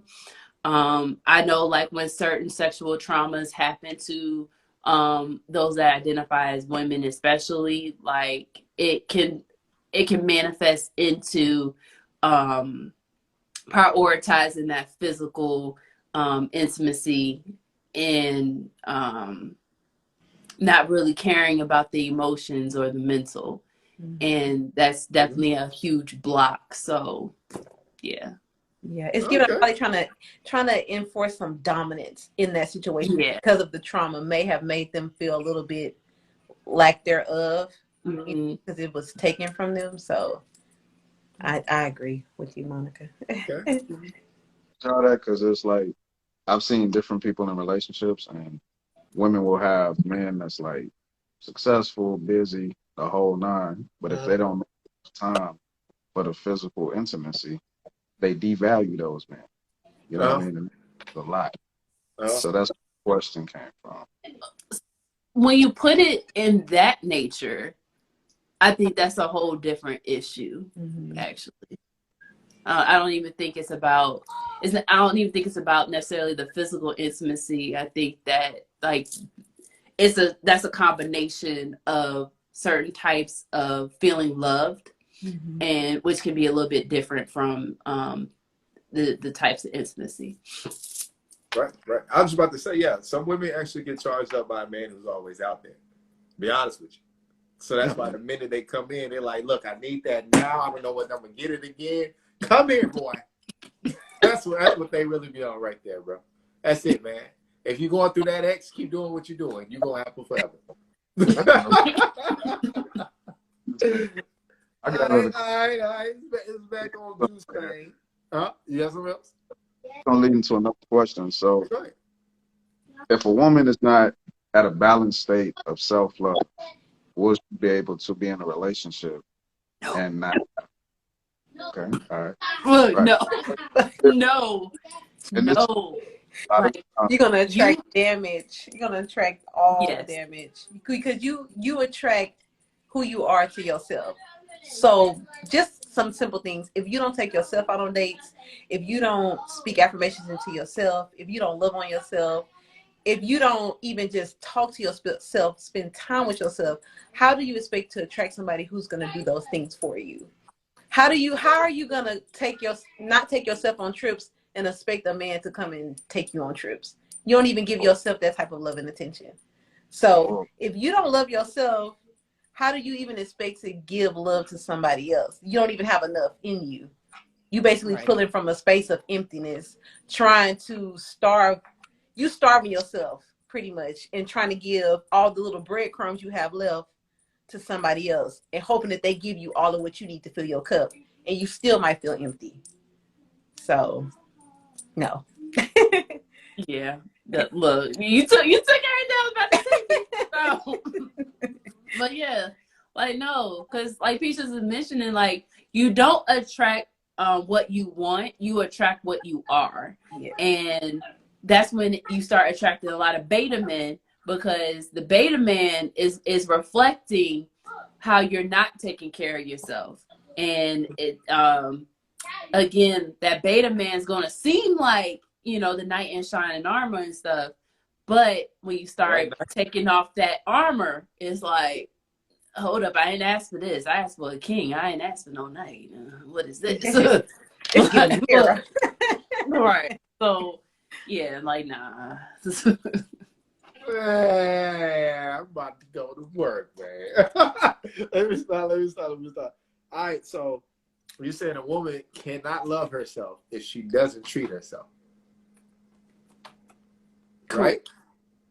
She can't love herself, so which means if she don't treat herself, like if she don't treat herself, basically she correctly, can't love herself unless she's treating herself, correct? she has to treat herself right. Yeah. Not treat herself right. Okay, she has to. Oh, okay. So she treats herself right by taking care of herself, correct? Yeah. Like whatever it's nail spa, taking a trip to Honolulu, Hawaii, stuff like that. Like she needs to experience life for herself. Yeah, and doing internal work too. The healing work on the internal. Yeah, it's not just so much materialistic things. That's just like stuff, you know, women look for men to do. But of course, I know all about that. I know all about the self-love, the bubble baths. I know all about that. You know, I know about the self-love. But also too, part of that self-love and that self-care is making sure that what Peaches was referring to about that inner work, like, if you cannot look at, like, I say this all the time, if you cannot look in the mirror at yourself and find 3 things that you love about yourself without like going straight to the negatives and things like that, that can be part of your self-care. It's falling in love with what you see. And a lot of women especially cannot do that because our society gives us 5 billion things to hate about ourselves. And finding those things that we love about yourself is very hard for people to focus on. So we have to make sure we really get to know who we are, what we want, and what we desire. I'm gonna keep saying that because when you don't, you'll fall victim to that especially, okay, let's talk about this real quick. Like, especially in the Black community, we do this shit where we tell self-deprecating jokes all the time. And we want to laugh at ourselves all the time. And at the end of the day, we keep, like, our subconscious doesn't know the difference. So we may think it's a joke, hee hee ha ha, but our subconscious is like, am I really like this? I think I'm like this. Like, and then you start internalizing that.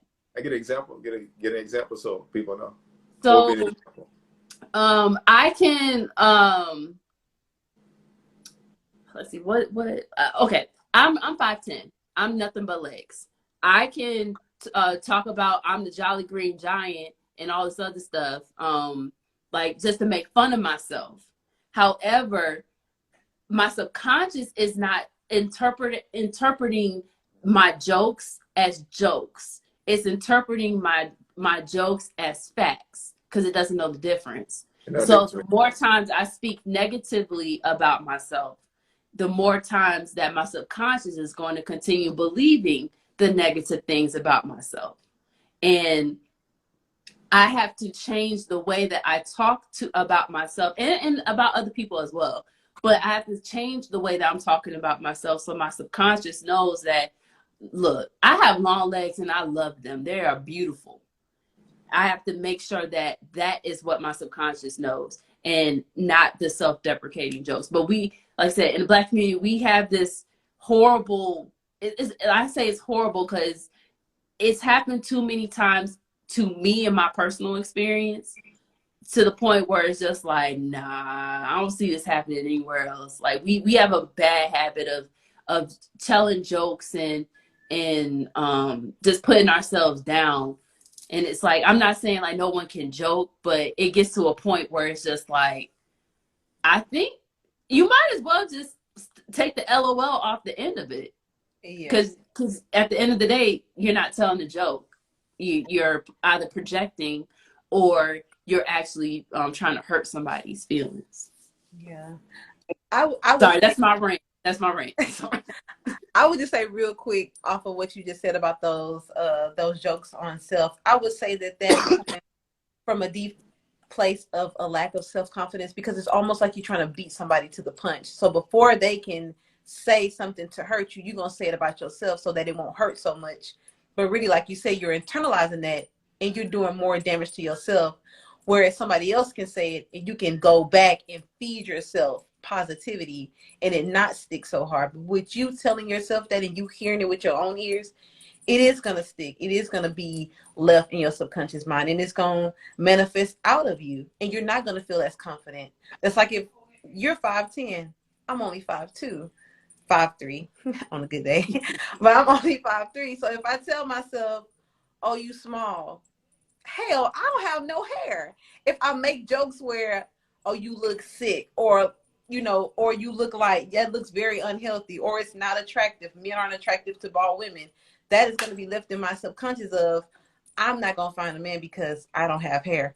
And it's going to become more of a self-confidence thing, in my subconscious, where I could have been like, girl, you is a sexy bald-headed woman. You short, but you thick as hell. You look good. You're smart. You're beautiful. You speak eloquently. Like, those kind of things is what we should be saying, so that our brain could be like, when you step out in the room, you confident, you own it, you own who you are, instead of being like, oh yeah, I'm bald. Niggas don't like me because I'm bald. They think I'm this, that. And it's like, well, damn, do you like you or do you not like you? Like, what are you really giving off? So, yeah, feed yourself in positivity, folks. Stop the jokes. Got something up with that, man? Man, I got a lot of shit. Hey,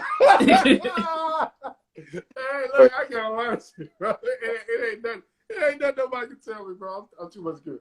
All right, everybody. So I'm gonna ask the real honest question. The real honest question, because this is gonna tell me a lot. Can self-love also be seen as something toxic if you overindulge it? Me, okay. You said you got your peace, right? A person who's been at peace for so long gets disturbed by company. Another person present within their home. To a point, they become it sometimes. There's studies on this too. You can look it up, right? People don't become so at peace by themselves when they try to get relationships and then counterreacts because they're not sure if this peace will be the same. They're no longer alone anymore. They have no control of what they once was getting. So there are a lot of habits in self-love. Like I said, hey, look, you self-love, that's cool. But what I'm starting to see and what I've been looking at, what I've been reading, is people overindulge it to a point they actually don't change anything about them, right? I know women right now in their 30s talking about self-love, self-reflection, and they stay with other people. But see, women got more time in the world to get their shit together. That's why, Monica, when you brought up like, hey, I would talk to somebody who's saying stuff like that. But then I'm like, but everything you went through empowered you later on in life. That man doesn't have that same ability. We have to still go out there and produce in order to get through situations. We can't reflect and do like, oh, as a man, I gotta, settle down. Let me travel the world and be like, no. Like, we still got bills. We still not might have connections with other individuals that can offer their home to us. It's so much stuff that gets compiled on us that we have to work through situations. We don't have time to take off from situations. That's why sometimes when people do self-love, it's more on a blinding factor that never gets done to the root factors, because they indulge in those type of situations to where it's just, hey, look, as long as I do these type of things, I feel good. But when you stop, it's going to be a reflection period that, okay, well, what really has changed? That's why I said, like, do you ever feel like self-love could be something that's overindulged and really be something toxic? So, okay, this is loaded in the sense of... Now, I get an example, just to make sure. Yeah, like your example. So, okay. I believe that everything comes with balance. Oh, okay. Right? So, can self-love become something toxic? I said overindulging. Overindulging in self-love, can that become toxic? So, in in a way, I guess the way that you were putting it, like, yes, but I would also have to counter that with when you're on this journey, you have to find balance in like how you're taking care of yourself, how you're structuring like the way you want your life to be. And my biggest thing with it, how can I put this? If you'll be out of balance if all of your focus is just on you and not forming connections with other people. But if you're on this journey, you learn how to not only, know what your boundaries are, but you're also learning how to communicate with others and be around other people too, in order to find balance. But if it becomes unbalanced, then that's when, if you have company over, you may become a little socially awkward, or you don't know how to interact with people if you got people living in your home now. Like, those are things that you like learn and have to balance out. But what you were saying about the guy, the guy in your situation where he is like, he doesn't have time to reflect and things like that. Again, I think it's an imbalance going on. I believe everybody does have the opportunity to be able to but be able to practice self-care and have a structure and take actions on different things. But you have to know how to do that. But a lot of times we're not operating in the type of energy where it allows that to happen. So it does seem like you can't even practice self-care or self-reflection or anything like that. But when you find that balance, you can. So I think it's just more of like a balance issue here, not necessarily like overindulging. I don't know. I'm not. Yeah, this is. Peaches, you try it, because it's like, what I'm trying to say. It's a balance thing. Like, I would have to say there's a difference between having peace and doing self-isolation. Because for me, when I found peace was just me finding a calmness in my life, and not so much as being in peace to where I wasn't social in my peace.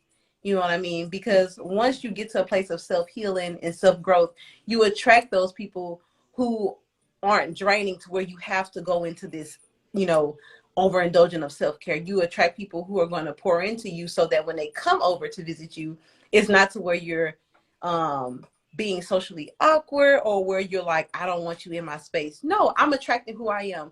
So if I'm a person who has time to practice my self-care and work steadily, I'm going to attract those type of people in my life who have time to balance out their lives between self-care and between a good work ethic. And I would say for men who work, it's like, don't be so gun-ho. I know men have to work, but you can't be so gun-ho on work to where you don't have time to heal who you are internally.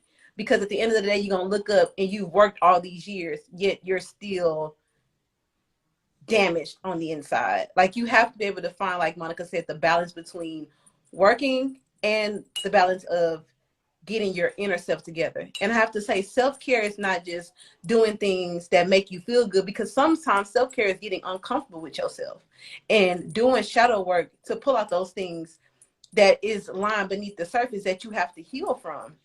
Like, to me, self-care is when I have to cut cords with people that I need to forgive, that have wronged me, that have caused some type of trauma in my life. And to me, that's self-care. Or when I need to write a forgiveness letter to myself and go outside and burn that and let myself know, things may have happened in your life, but you have to forgive yourself for that. That's self-care for me. Whereas there's other lighter things like getting my nails done, getting my hair cut, going on a trip, taking myself out to brunch. So self-care is not all of these wonderful things all the time. Sometimes it's the things that you don't want to do in order to make your internal self better. So I would have to say that if there is a man who knows how to balance both, he is a man who's working in his divine masculine and in his divine feminine, because he knows that he cannot be one without the other. He can't be overworked and underdeveloped in his internal self. He knows that he has to have balance within himself in order to create the environment that he's really trying to create for himself. Because you don't want to be like, oh yeah, I have all these things and I've worked hard for everything I got, but then a part of you is still missing inside. You are still just a little bit empty inside. There's still something missing in you. So like Monica said, you have to be able to find that balance. You got to be able to cut. You have to be able to sacrifice some things. Like you sacrifice some things for work, sacrifice some things for your internal health, for your internal work. So that's all I have to say about that. I think the reason bro asked the question because some women start off with self-love from traumatic experiences, and sometimes the self-love becomes a cover-up for the trauma, and the trauma is never really healed. So you're going to always have two different types of people. You're going to have people that cap and people that's really about what they're talking about. Some people only want to be spiritual because they're looking at the benefits and not the process. So we got to draw the lines. A lot of people use that self-love shit, and that's not really what they be on. And for the man that's like in conflict with himself but still being ambitious, it's like, look, let's say you conquer the world, you get everything you want. Do you want the reign to be short-lived, or do you want longevity? You feel me? So you can conquer the world, that's cool, but if you don't heal on the inside, then that reign is going to be cut short. You know what I mean? So I like what y'all did on that. You got another question up there, man? Oh, me? Or them? Yeah. They wanted us to ask them questions, man. I don't know if they got questions for us, man. I don't know. Y'all got anything? I'll throw in that for y'all. This will be my last curveball. All right, so have y'all ever been in a position to where you've experienced the most intimate relationship you've ever had with a man, but you didn't value it properly? But I didn't value it properly.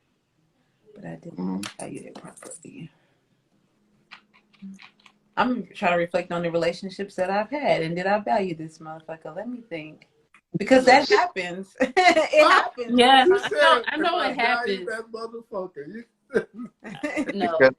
I didn't say perfect. I just said the most intimate. Right. Yeah, no. Like it was intimate, but it wasn't like. It was the best you had on the intimacy level, right? But you didn't value it properly. Wait. When you are saying intimacy, are you talking about sex? Yeah. Nah, that's why intimacy, right? You say it's for. We said it's 4 times. Look, I'm just trying to make sure. Yeah. Men be like, they love that physical intimacy. Y'all like. Right. It's just like, we using what y'all used, and we're just rolling with it. Okay, I'm had to ask a question. I'm gonna say I have, and I'm gonna say I did it with one of my close friends. It was a close girlfriend, and we had the best spiritual connection, and the friendship kind of ended because there was a conflict of interest, a conflict of views. And I wish we both just would have seen each other's views from a young age, and just would have been like, okay, I understand you see it that way and I see it this way, but at the end of the day, we're still good friends and we should just stay friends. Because I know a lot of women, they fall out of different point of views, when in actuality, sometimes you need to learn from that point of view just like the other person needs to learn from yours. So, and you fall out of friendships over the smallest of inconveniences, and when in actuality this could have been a person who could have grown you and could have elevated you to a better position in your life, but because you didn't value the friendship or value the small conflict that y'all had, you let it go. But that's just juvenile mentality, being young and not knowing the difference between being in a good friendship versus being in a toxic friendship. It's two different things. Now, I have been in a spiritual connection with someone that I was dating, and I didn't value that part of it because I didn't know what spiritual intimacy was at that time in my life. So the only thing I did see was like the mental intimacy and the physical intimacy, and it wasn't there. But the spiritual connection for us was there. And we're still friends to this day. There is no physical intimacy, but we can still be like very close knit friends because we had spiritual intimacy. So I would say yes, I've had it from someone I've dated and like just a regular, girlfriend, homegirl, whatever you want to call it. Girlfriend, huh? Girlfriend. Let me stop. Let me stop. That's it. Sway coach. Like I said, no, not really, because usually when I like into my friendships and in any relationship that I go into, like I go into it like being very genuine. Now, can I say the flip side has happened? Yes, it can, but have I not valued that person? I'm gonna say no, not necessarily. Yep. Short and sweet. Nope. Me, I have the value, but it's okay. Not that I can think of. Let me put it. Not that I can think of. I get it. All right, what you got? Oh, I'm leaving it up to him, man. Let's give us some time. We'll give a little minute. Y'all got anything for us? Yeah, any questions y'all got for us? Yeah, this y'all time. Let me let y'all have a little fun real quick, man. Any questions y'all want to put in the Q&A? That's cool too. Man, I don't even know, man. I think something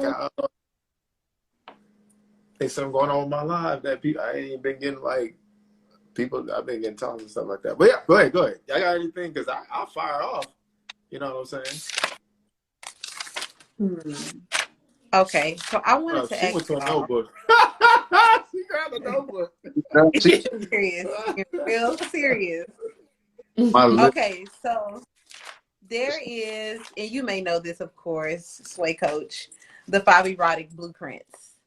And I wanted to ask you guys, which do you feel are more, cohesive to your way of love making? I think I already know, but I'm going to read these. I kind of already put y'all in the category. And Sway Coach, from the energy, you probably can place them as well. If I already know. But the 5 erotic blueprints. Okay, number 1 is energetic. Number 2 is sensual. Number 3 is sexual. Number 4 is kinky. And number 5 is a shapeshifter. Shapeshifter means that you enjoy 1 through 4. And you can be either way. What? So we're energetic, kink. What was the other one? Sensual. Sexual. And shapeshifter. Oh. Now, energetic is you're aroused by space, anticipation, tease, not too much too fast. If it's going too fast, you get turned off. So energetic is kind of just like feeling the energy of that person, just being around them. You can feel the energy that arouses you. Sensual, of course, is touch, sound, taste, smell, beauty. Yeah. It sounds like Mark. Yeah. Sexual is amused by the simple act of intercourse. So that's just basic sex. Yeah. Okay. Kink is real taboo, toys,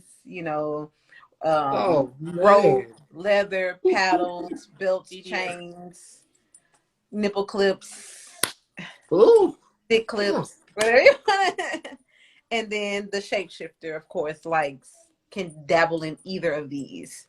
But I would definitely have to say the energetic is where if my partner was to just take his arm and rub it against mine like this, it would arouse me almost into an orgasm. That's energetic, feeling the energy of that person.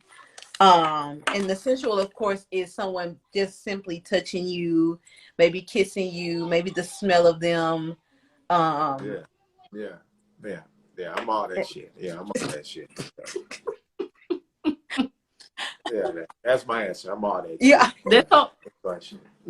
there's a whole sex, love, and goop. I love that show. Yeah, that's a good one. It's on Netflix. That's a good one to watch, and they do dive into this very deeply. Yes.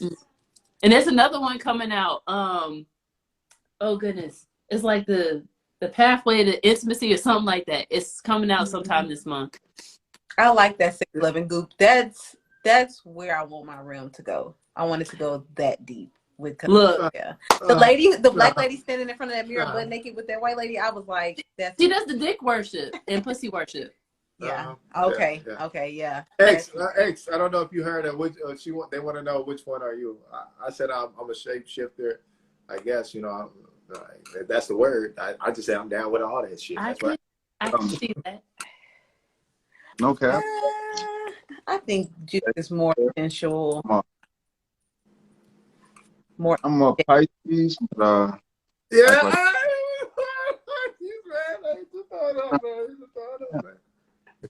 What you said, X? What you said? You throwing up P's with Pisces, but no. I'm a Pisces, but I act like a Gemini a lot of times. So I say I tap into all that. It just depends on like, you know what I mean, like what mood I'm in. But I definitely, I do a lot. Yeah, I'm shapeshifter for real. Okay, what else you got there? You got a whole notebook. Go ahead, keep on. Yeah, I want to. So have y'all ever experienced BDSM? Are y'all into any part of BDSM? Shit. I experienced more chicks that got kinks. Kinks. I didn't have women that asked me to dom them. I was like, bro, I haven't went down that path. Got invited to like shows to learn it and shit. But I guess I didn't dabbled and dabbled in that shit. So I do want to learn how to tie a motherfucker up. Yeah. Carry on my back and shit. Yeah. Y'all should there's a whole expo called Exotica. Yeah. Y'all should go to it. Yeah, talking that talk at Exotica. You'll learn a lot. We'll set it up in the but they'll like teach you how to they'll tie you up and they'll teach you how to tie up and like all that stuff at Exotica. Yeah. You know what I'm saying? I just got shit from the Adam and Eve store in the closet. So, I got what that is. So,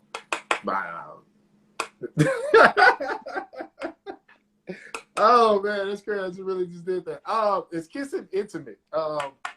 That's the question I got from Ruth. Is this Ruth, the person y'all been talking about? Yeah. Probably, yes. Yeah. Okay, Miss Ruth, we're gonna get you online in the interview soon. So you done changed these two women lives, so we definitely need to get you online. Indeed. Yeah. But kissing is definitely intimate. I was a kisser before I even started getting sexual, right? I kissed you for like a goddamn hour straight. I'd be turned on and busted and everything. But that was when I was immature though. But like I said, a good kisser is always a plus. You know what I'm saying? If I don't want to kiss you as much, you can't kiss. That's it. Yeah. Kissing is definitely can be intimate, of course, and can lead to orgasm. So. Yeah, it's a really good foreplay additive, very much to get the night started.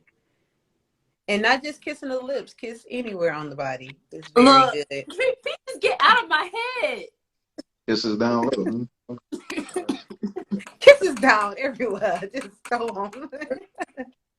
Make it rain. All right, that's one question. If you got any more questions, keep dropping them. All right. What else you got over there in that notebook? I do. Go ahead, Monica. I'm sorry. We could talk about seduction styles. Oh, that's my shit. Go ahead. So your seduction style is pretty much tied to how you learn. So, with learning, you could be a visual learner, you could be a tactile learner, or you could be an auditory learner. And your seduction styles are tied to that as well. So if you're a visual seduction style, you like the very bold colors, bold, like this is definitely not visual. If I had like very bold earrings or like very gaudy jewelry, you're the person that stands out in the crowd and you're doing the opposite of the room. So if you're the type of person that that's how I seduce you, that other person is going to wear something bold. If everybody's dancing really fast, that person's going to be dancing very, very slow and just being the opposite of the room. Also, too, they're going to tell a very long, detailed story. So you get the visual in your head, even though you can't see it. Yeah, So, here you go. So that's visual. When you're auditory, okay, I'm definitely not auditory, y'all.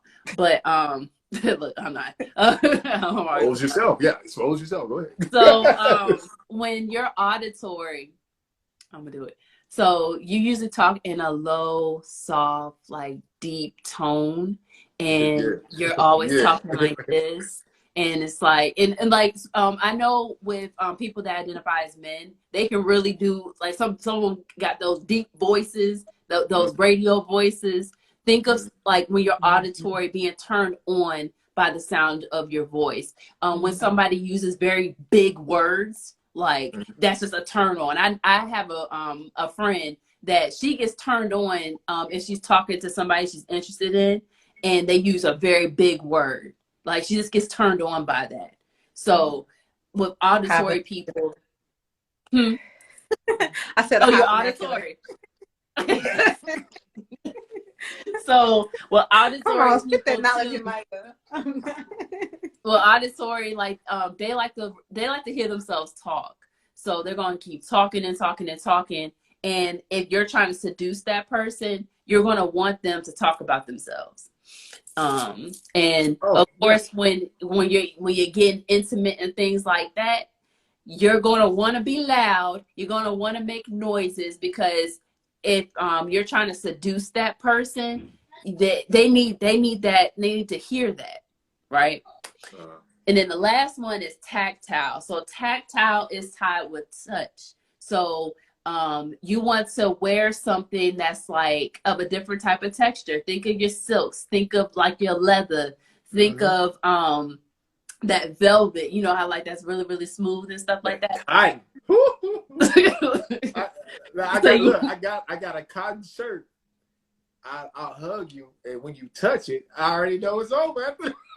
See, well, look, I think we found somebody's seduction style. But with tactile, these people, they really like touch. They're the little kid that's at the store that got touch every damn thing. Everything. They just got touch everything. They're also the person that the way you want to seduce them is to dance with them. You want to make sure you really get into the groove with them. But with them, it's all about the touch, about the textures and things like that. So I can take all that shit with the touch. Yeah. So like how you learn, like I said, is tied to what your seduction style would be. So that's a quick synopsis of what that is, and you can take quizzes on all this stuff as well. Okay. Were you asking like what would be our style, or like what would we like for a woman? Yeah, well, I mean, what is your style? I think we already figured out what your style might be. So, what do you think your style is? I'm all that shit. Like I said, I'm all that. But I like visual, right? I like walking the room and just seeing something like, yo, what the fuck? I then I start moving in that direction, right? I even talk about like even when it comes to if I'm in a relationship or I like you, like I like buying things for a woman, right? I dress you up just for me to dress you down, but the whole time I dress you up is just to simply seduce me while we out, right? Like, and then I'll be making a little small sly comment like, yo, who put that dress on you? Yeah, you like that, huh? Them earrings match too. Yeah. It's just, like I said, I dress a woman up just to seduce me while we out. Because the whole time, I'm just waiting to get back home, right? That's why when some people be like, yo, that's why like people end up having quickies sometimes. Like the minute they get dressed up, they're already turned on and they haven't even left the house. So like I said, I'm visual. I'm also auditory because I do like to use my voice. You know what I'm saying? I done had some crazy stories about that. But yeah. But when it comes to the last one, on a more touch basis, it definitely depends on the setting, right? I'll be honest about that. Yeah, the setting stuff will have to take place. But more so visual and audio. Like I like the sweet voice of her. You know what I'm saying? Like like a feminine voice of just like one I have is this one young lady, she'll be like, "You're handsome." And I'd be like, "Yeah, you be doing that shit just to make me smile." and then like it'll take off. Mr. Baseball Cap, man. You be taking all day, man. I look at boxing like I like chess, like dominoes. It's competitive, but at the same time, it's like moves ahead. Not in the negative space, but in the positive space. I can do all that, but I say the touching point may be last because it's kind of like I'm Sapio as well. I believe in like setting up the mood and setting things up before we get to the physical thing, because once the physical thing comes, it's a whole nother character you'll get then. So it's kind of like prepping you for that when that happens. And then when that happens, cool, boom. But, you know, that's my quick answer. I just look at it like you definitely want to be able to do different things, be versatile. Don't be too strong in one and weak in another. So, but visual is a fucking auditory is, I mean, like, of course, like that's cool. But visual is a motherfucker. I was in high school, like I already knew. Like I remember talking to one of my bros, like I sounded like Hitch. He was like, "Man, I ain't getting no girls." What's going on? He's like, bro, you want low? He's like, "No, I want to." Okay, cool. I didn't even know what pheromones and shit was back then. I'm like, cool, we'll spray that shit here, spray here, spray this here. Yeah, wear this, talk like this, move like this, hug her, pull her hair, do this, touch this, touch. Every time I seen him, he was with a different chick. Now I ain't saying that's why that was what I like. Okay, you taking this shit to the moon, but like I said, you definitely need to be versatile. I'm definitely. I'm very tactical when it comes to this crib, though. Everything's tactical. Oh man! Look, you said pheromones, and I was just like, "Yep, that's how you get them. That's how you get them."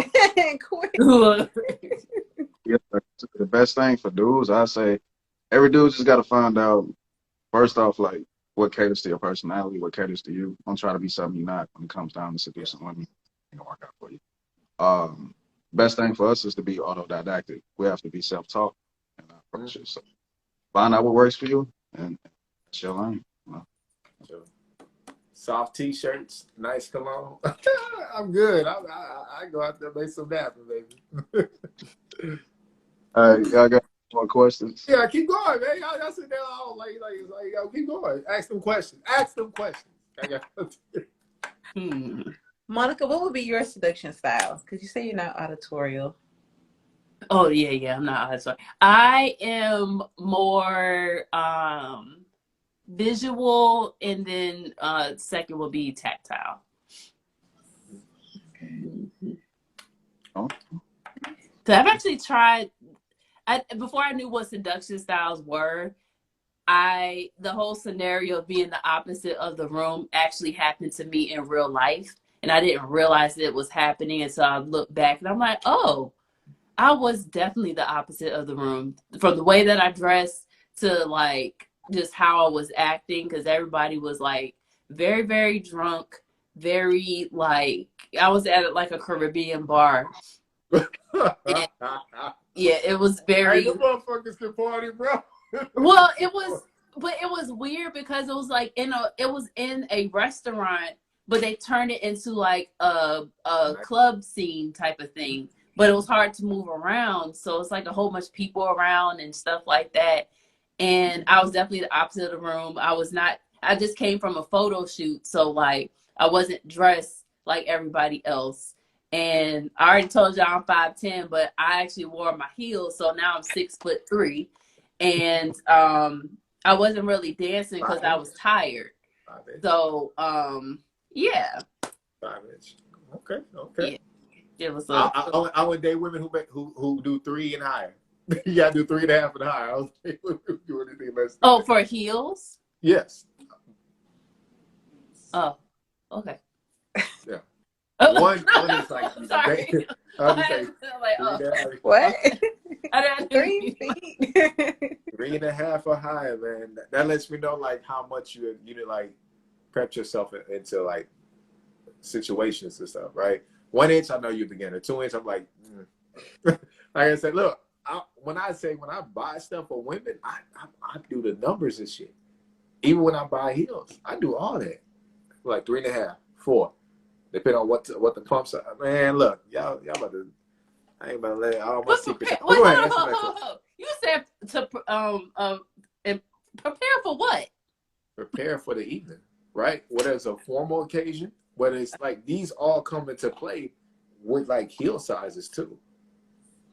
Everything from you've been prepped from a little girl to a grown woman, it's all been about your experience. You move up higher once you have more experience with heels, don't you? I don't think so, Juice.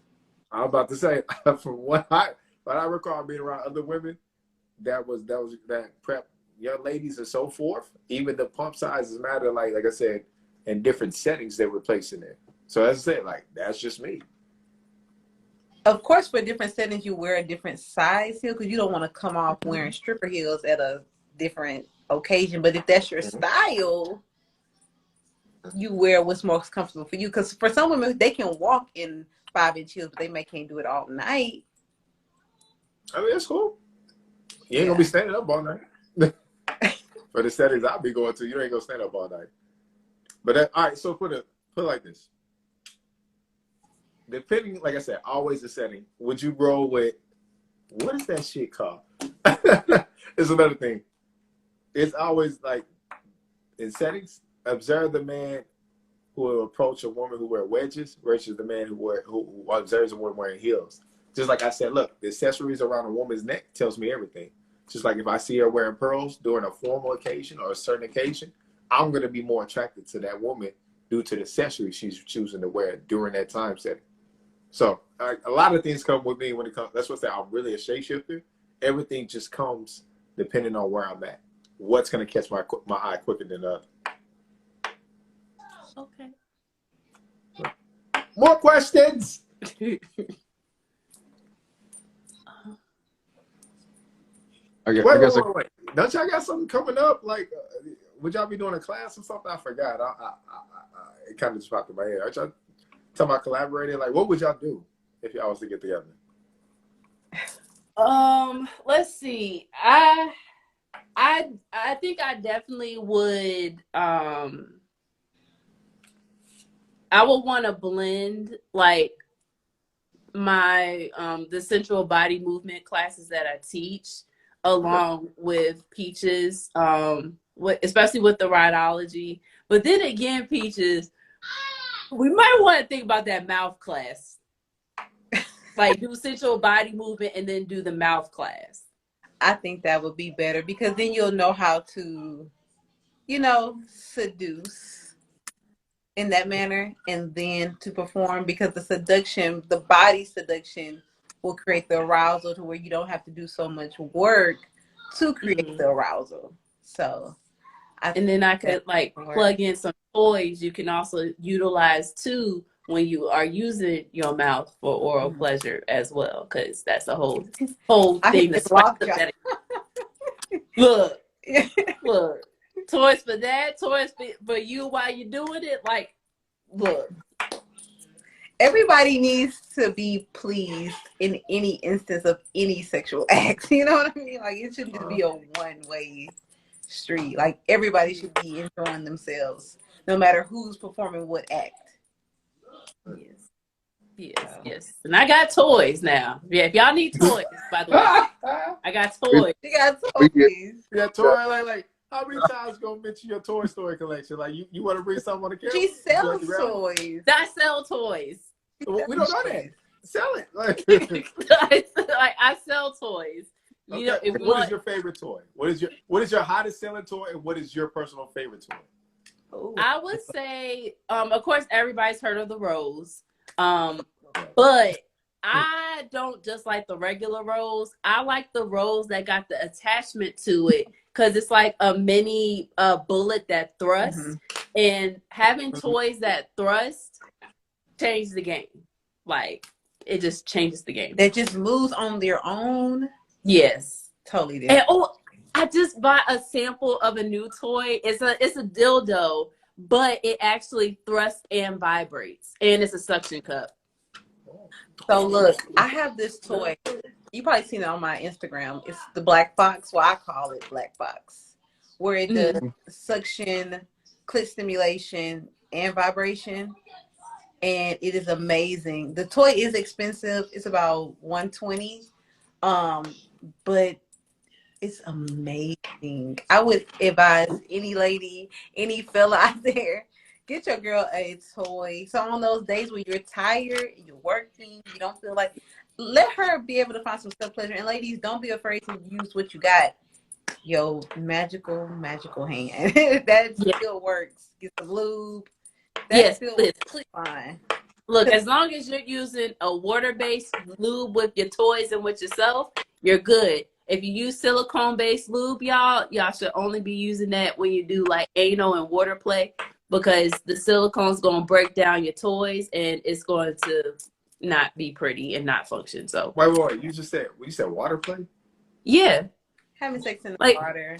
Or sex like in the shower. Like you don't okay. I was like hold on. Yeah, like you want it. I mean, I wouldn't advise to actually have sex in like a pool or a jacuzzi. You wouldn't really want to do that unless you sanitize the hell out of that water. But also too, like that water can cause like your pH to be imbalanced and all that good stuff. But if you were to do it in the pool, use silicone versus water, because obviously water is going to dissolve and not be usable. And all of that chlorine and stuff can cause some skin irritation, especially with all of that friction going on. It's just too much, way too much. Yeah. And of course, like I said, anal, silicone. But you always want to use lube no matter what. Lube is not as taboo as people want to make it out to be. For people with vulvas, especially, look, I learned something within the last 2 years, y'all.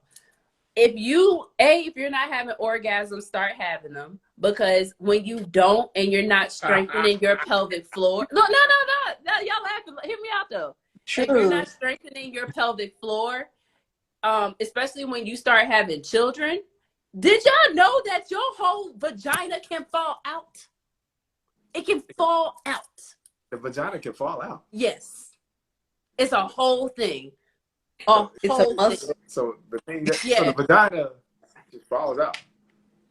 Yeah. So when those muscles get weak, especially after childbirth, it will literally fall out.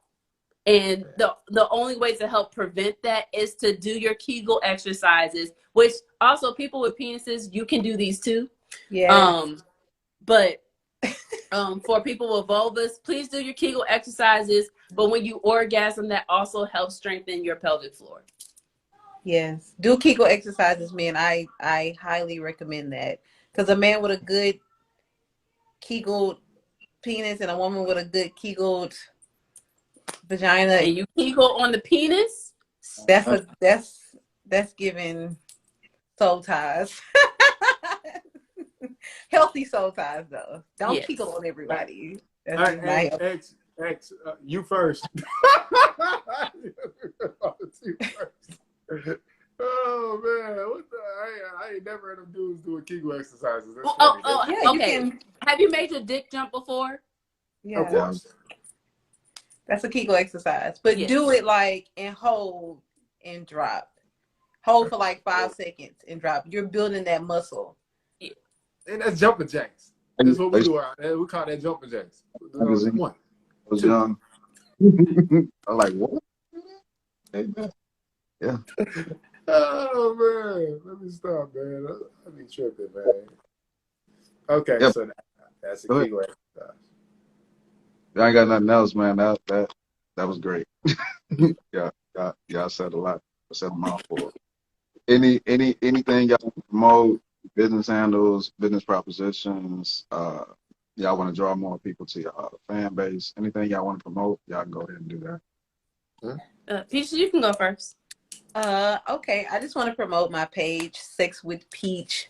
Follow me, Sex with Peach, Peach. That is my handle for my Instagram. I will be creating my Linktree very soon for, consultations and talks and any advice that anybody may need about any subject in sex that you may have, or any questions that you may have on how to do, what to do, and when to do something.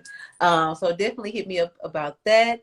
I will be having classes coming real soon. Hopefully by September, I'll be having my first class. I believe my first class will be my Spit on It class, which is basically a class open to all genders.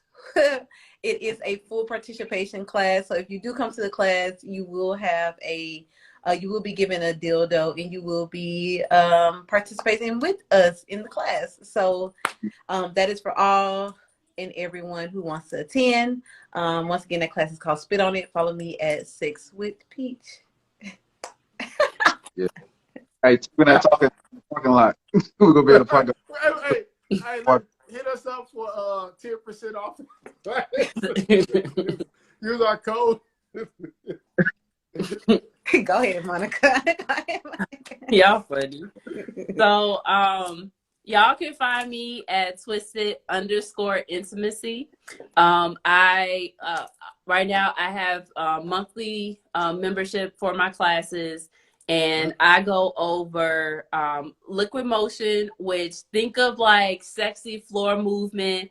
Some people call it like moving your body like a snake. R. Kelly. I mean, we ain't doing no R. Kelly around here. But I also teach something called Twisted Sensuality, where we'll be twerking, but I'm also teaching you how to get into different moves, how to do splits on dicks and like all that other stuff. And then I have a third type of class. I'm sponsoring the baddest bitch that watched this on that. Hey, look, I got you. You know what I'm saying? But you gotta use those moves. You gotta use those. Yeah, I mean, this is the whole thing. It's the whole thing. And I have a third type of class called the Intimacy Journey class, where I actually break down what I'm doing and what I've done to be on this intimacy journey to learn more about myself. And I'm really excited about this. I am participating in something called Dick Fest, which is happening I'm so excited about this, y'all. Anybody can actually purchase tickets for this. And what this is, it's all about, you learn about the penis, you learn different ways to suck it, fuck it, do all those things. But what I really liked about it is that they actually go into like circumcision and how, like why we probably should move away from circumcision and things like that. It really goes into that. And with me, I love learning things. So definitely, for those that love to learn, Dick Fest, it's happening at the end of this month. You'll find more information on my page because I just got the stuff to start posting about it. So be on the lookout for that. Let's see, what else am I doing? If you're in the DMV area, I mean, I host virtual classes, but if you ever want me for a private party, not that type of private party, just hit me up. We can definitely, I love doing what I like to call twisted sensual intimacy, which I'm combining everything, the sensual body movement, the intimacy journey class, the sexual health education side of things. It gets combined into one. It's a really good time, y'all. But like, it's all fun. Plus, I sell sex toys too. So, I sell the rolls. I got different things. If y'all are into like anime and stuff like that, I got this one over here, baby. We love anime over here. What? Okay. I'm actually, I have another business, a crochet business. And I'll be at BlurCon next week. That's a whole thing. But anyway, okay. I have send me all the fine females who do cosplay. Yeah. I told you I'm visual. Yeah. I'll dress you up like a go man. You know what I'm saying? I got some things for you. I mean, you can follow the BlurCon page, but I have this, like, it's a Moon Compact vibrator, and it actually looks like Sailor Moon Compact. Oh, that's so cute. I know.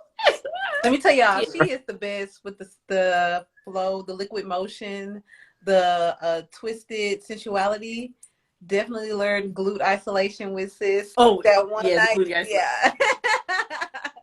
So that's a whole thing. Because baby, when you can split and do glute isolation, it's different.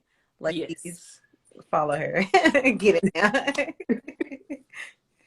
I see why y'all say y'all only deal with alphas. Yeah, y'all gonna have to deal with that. They're going crazy, man. For real. Fine. Everything. Yeah. Oh man, well that is it, ladies and gentlemen. Thank you for another broadcast of Talking That Talk. Don't forget to follow, like, and subscribe, and comment over the episode. We'd love to have these ladies back on. Like I said, we are gonna start the battle of the sexes. Will be me and X and two women. You know what I'm saying? You might see them another time. But yeah, make sure you keep on subscribing to this quality content as we continue to give you that dope shit. All right, y'all. Peace.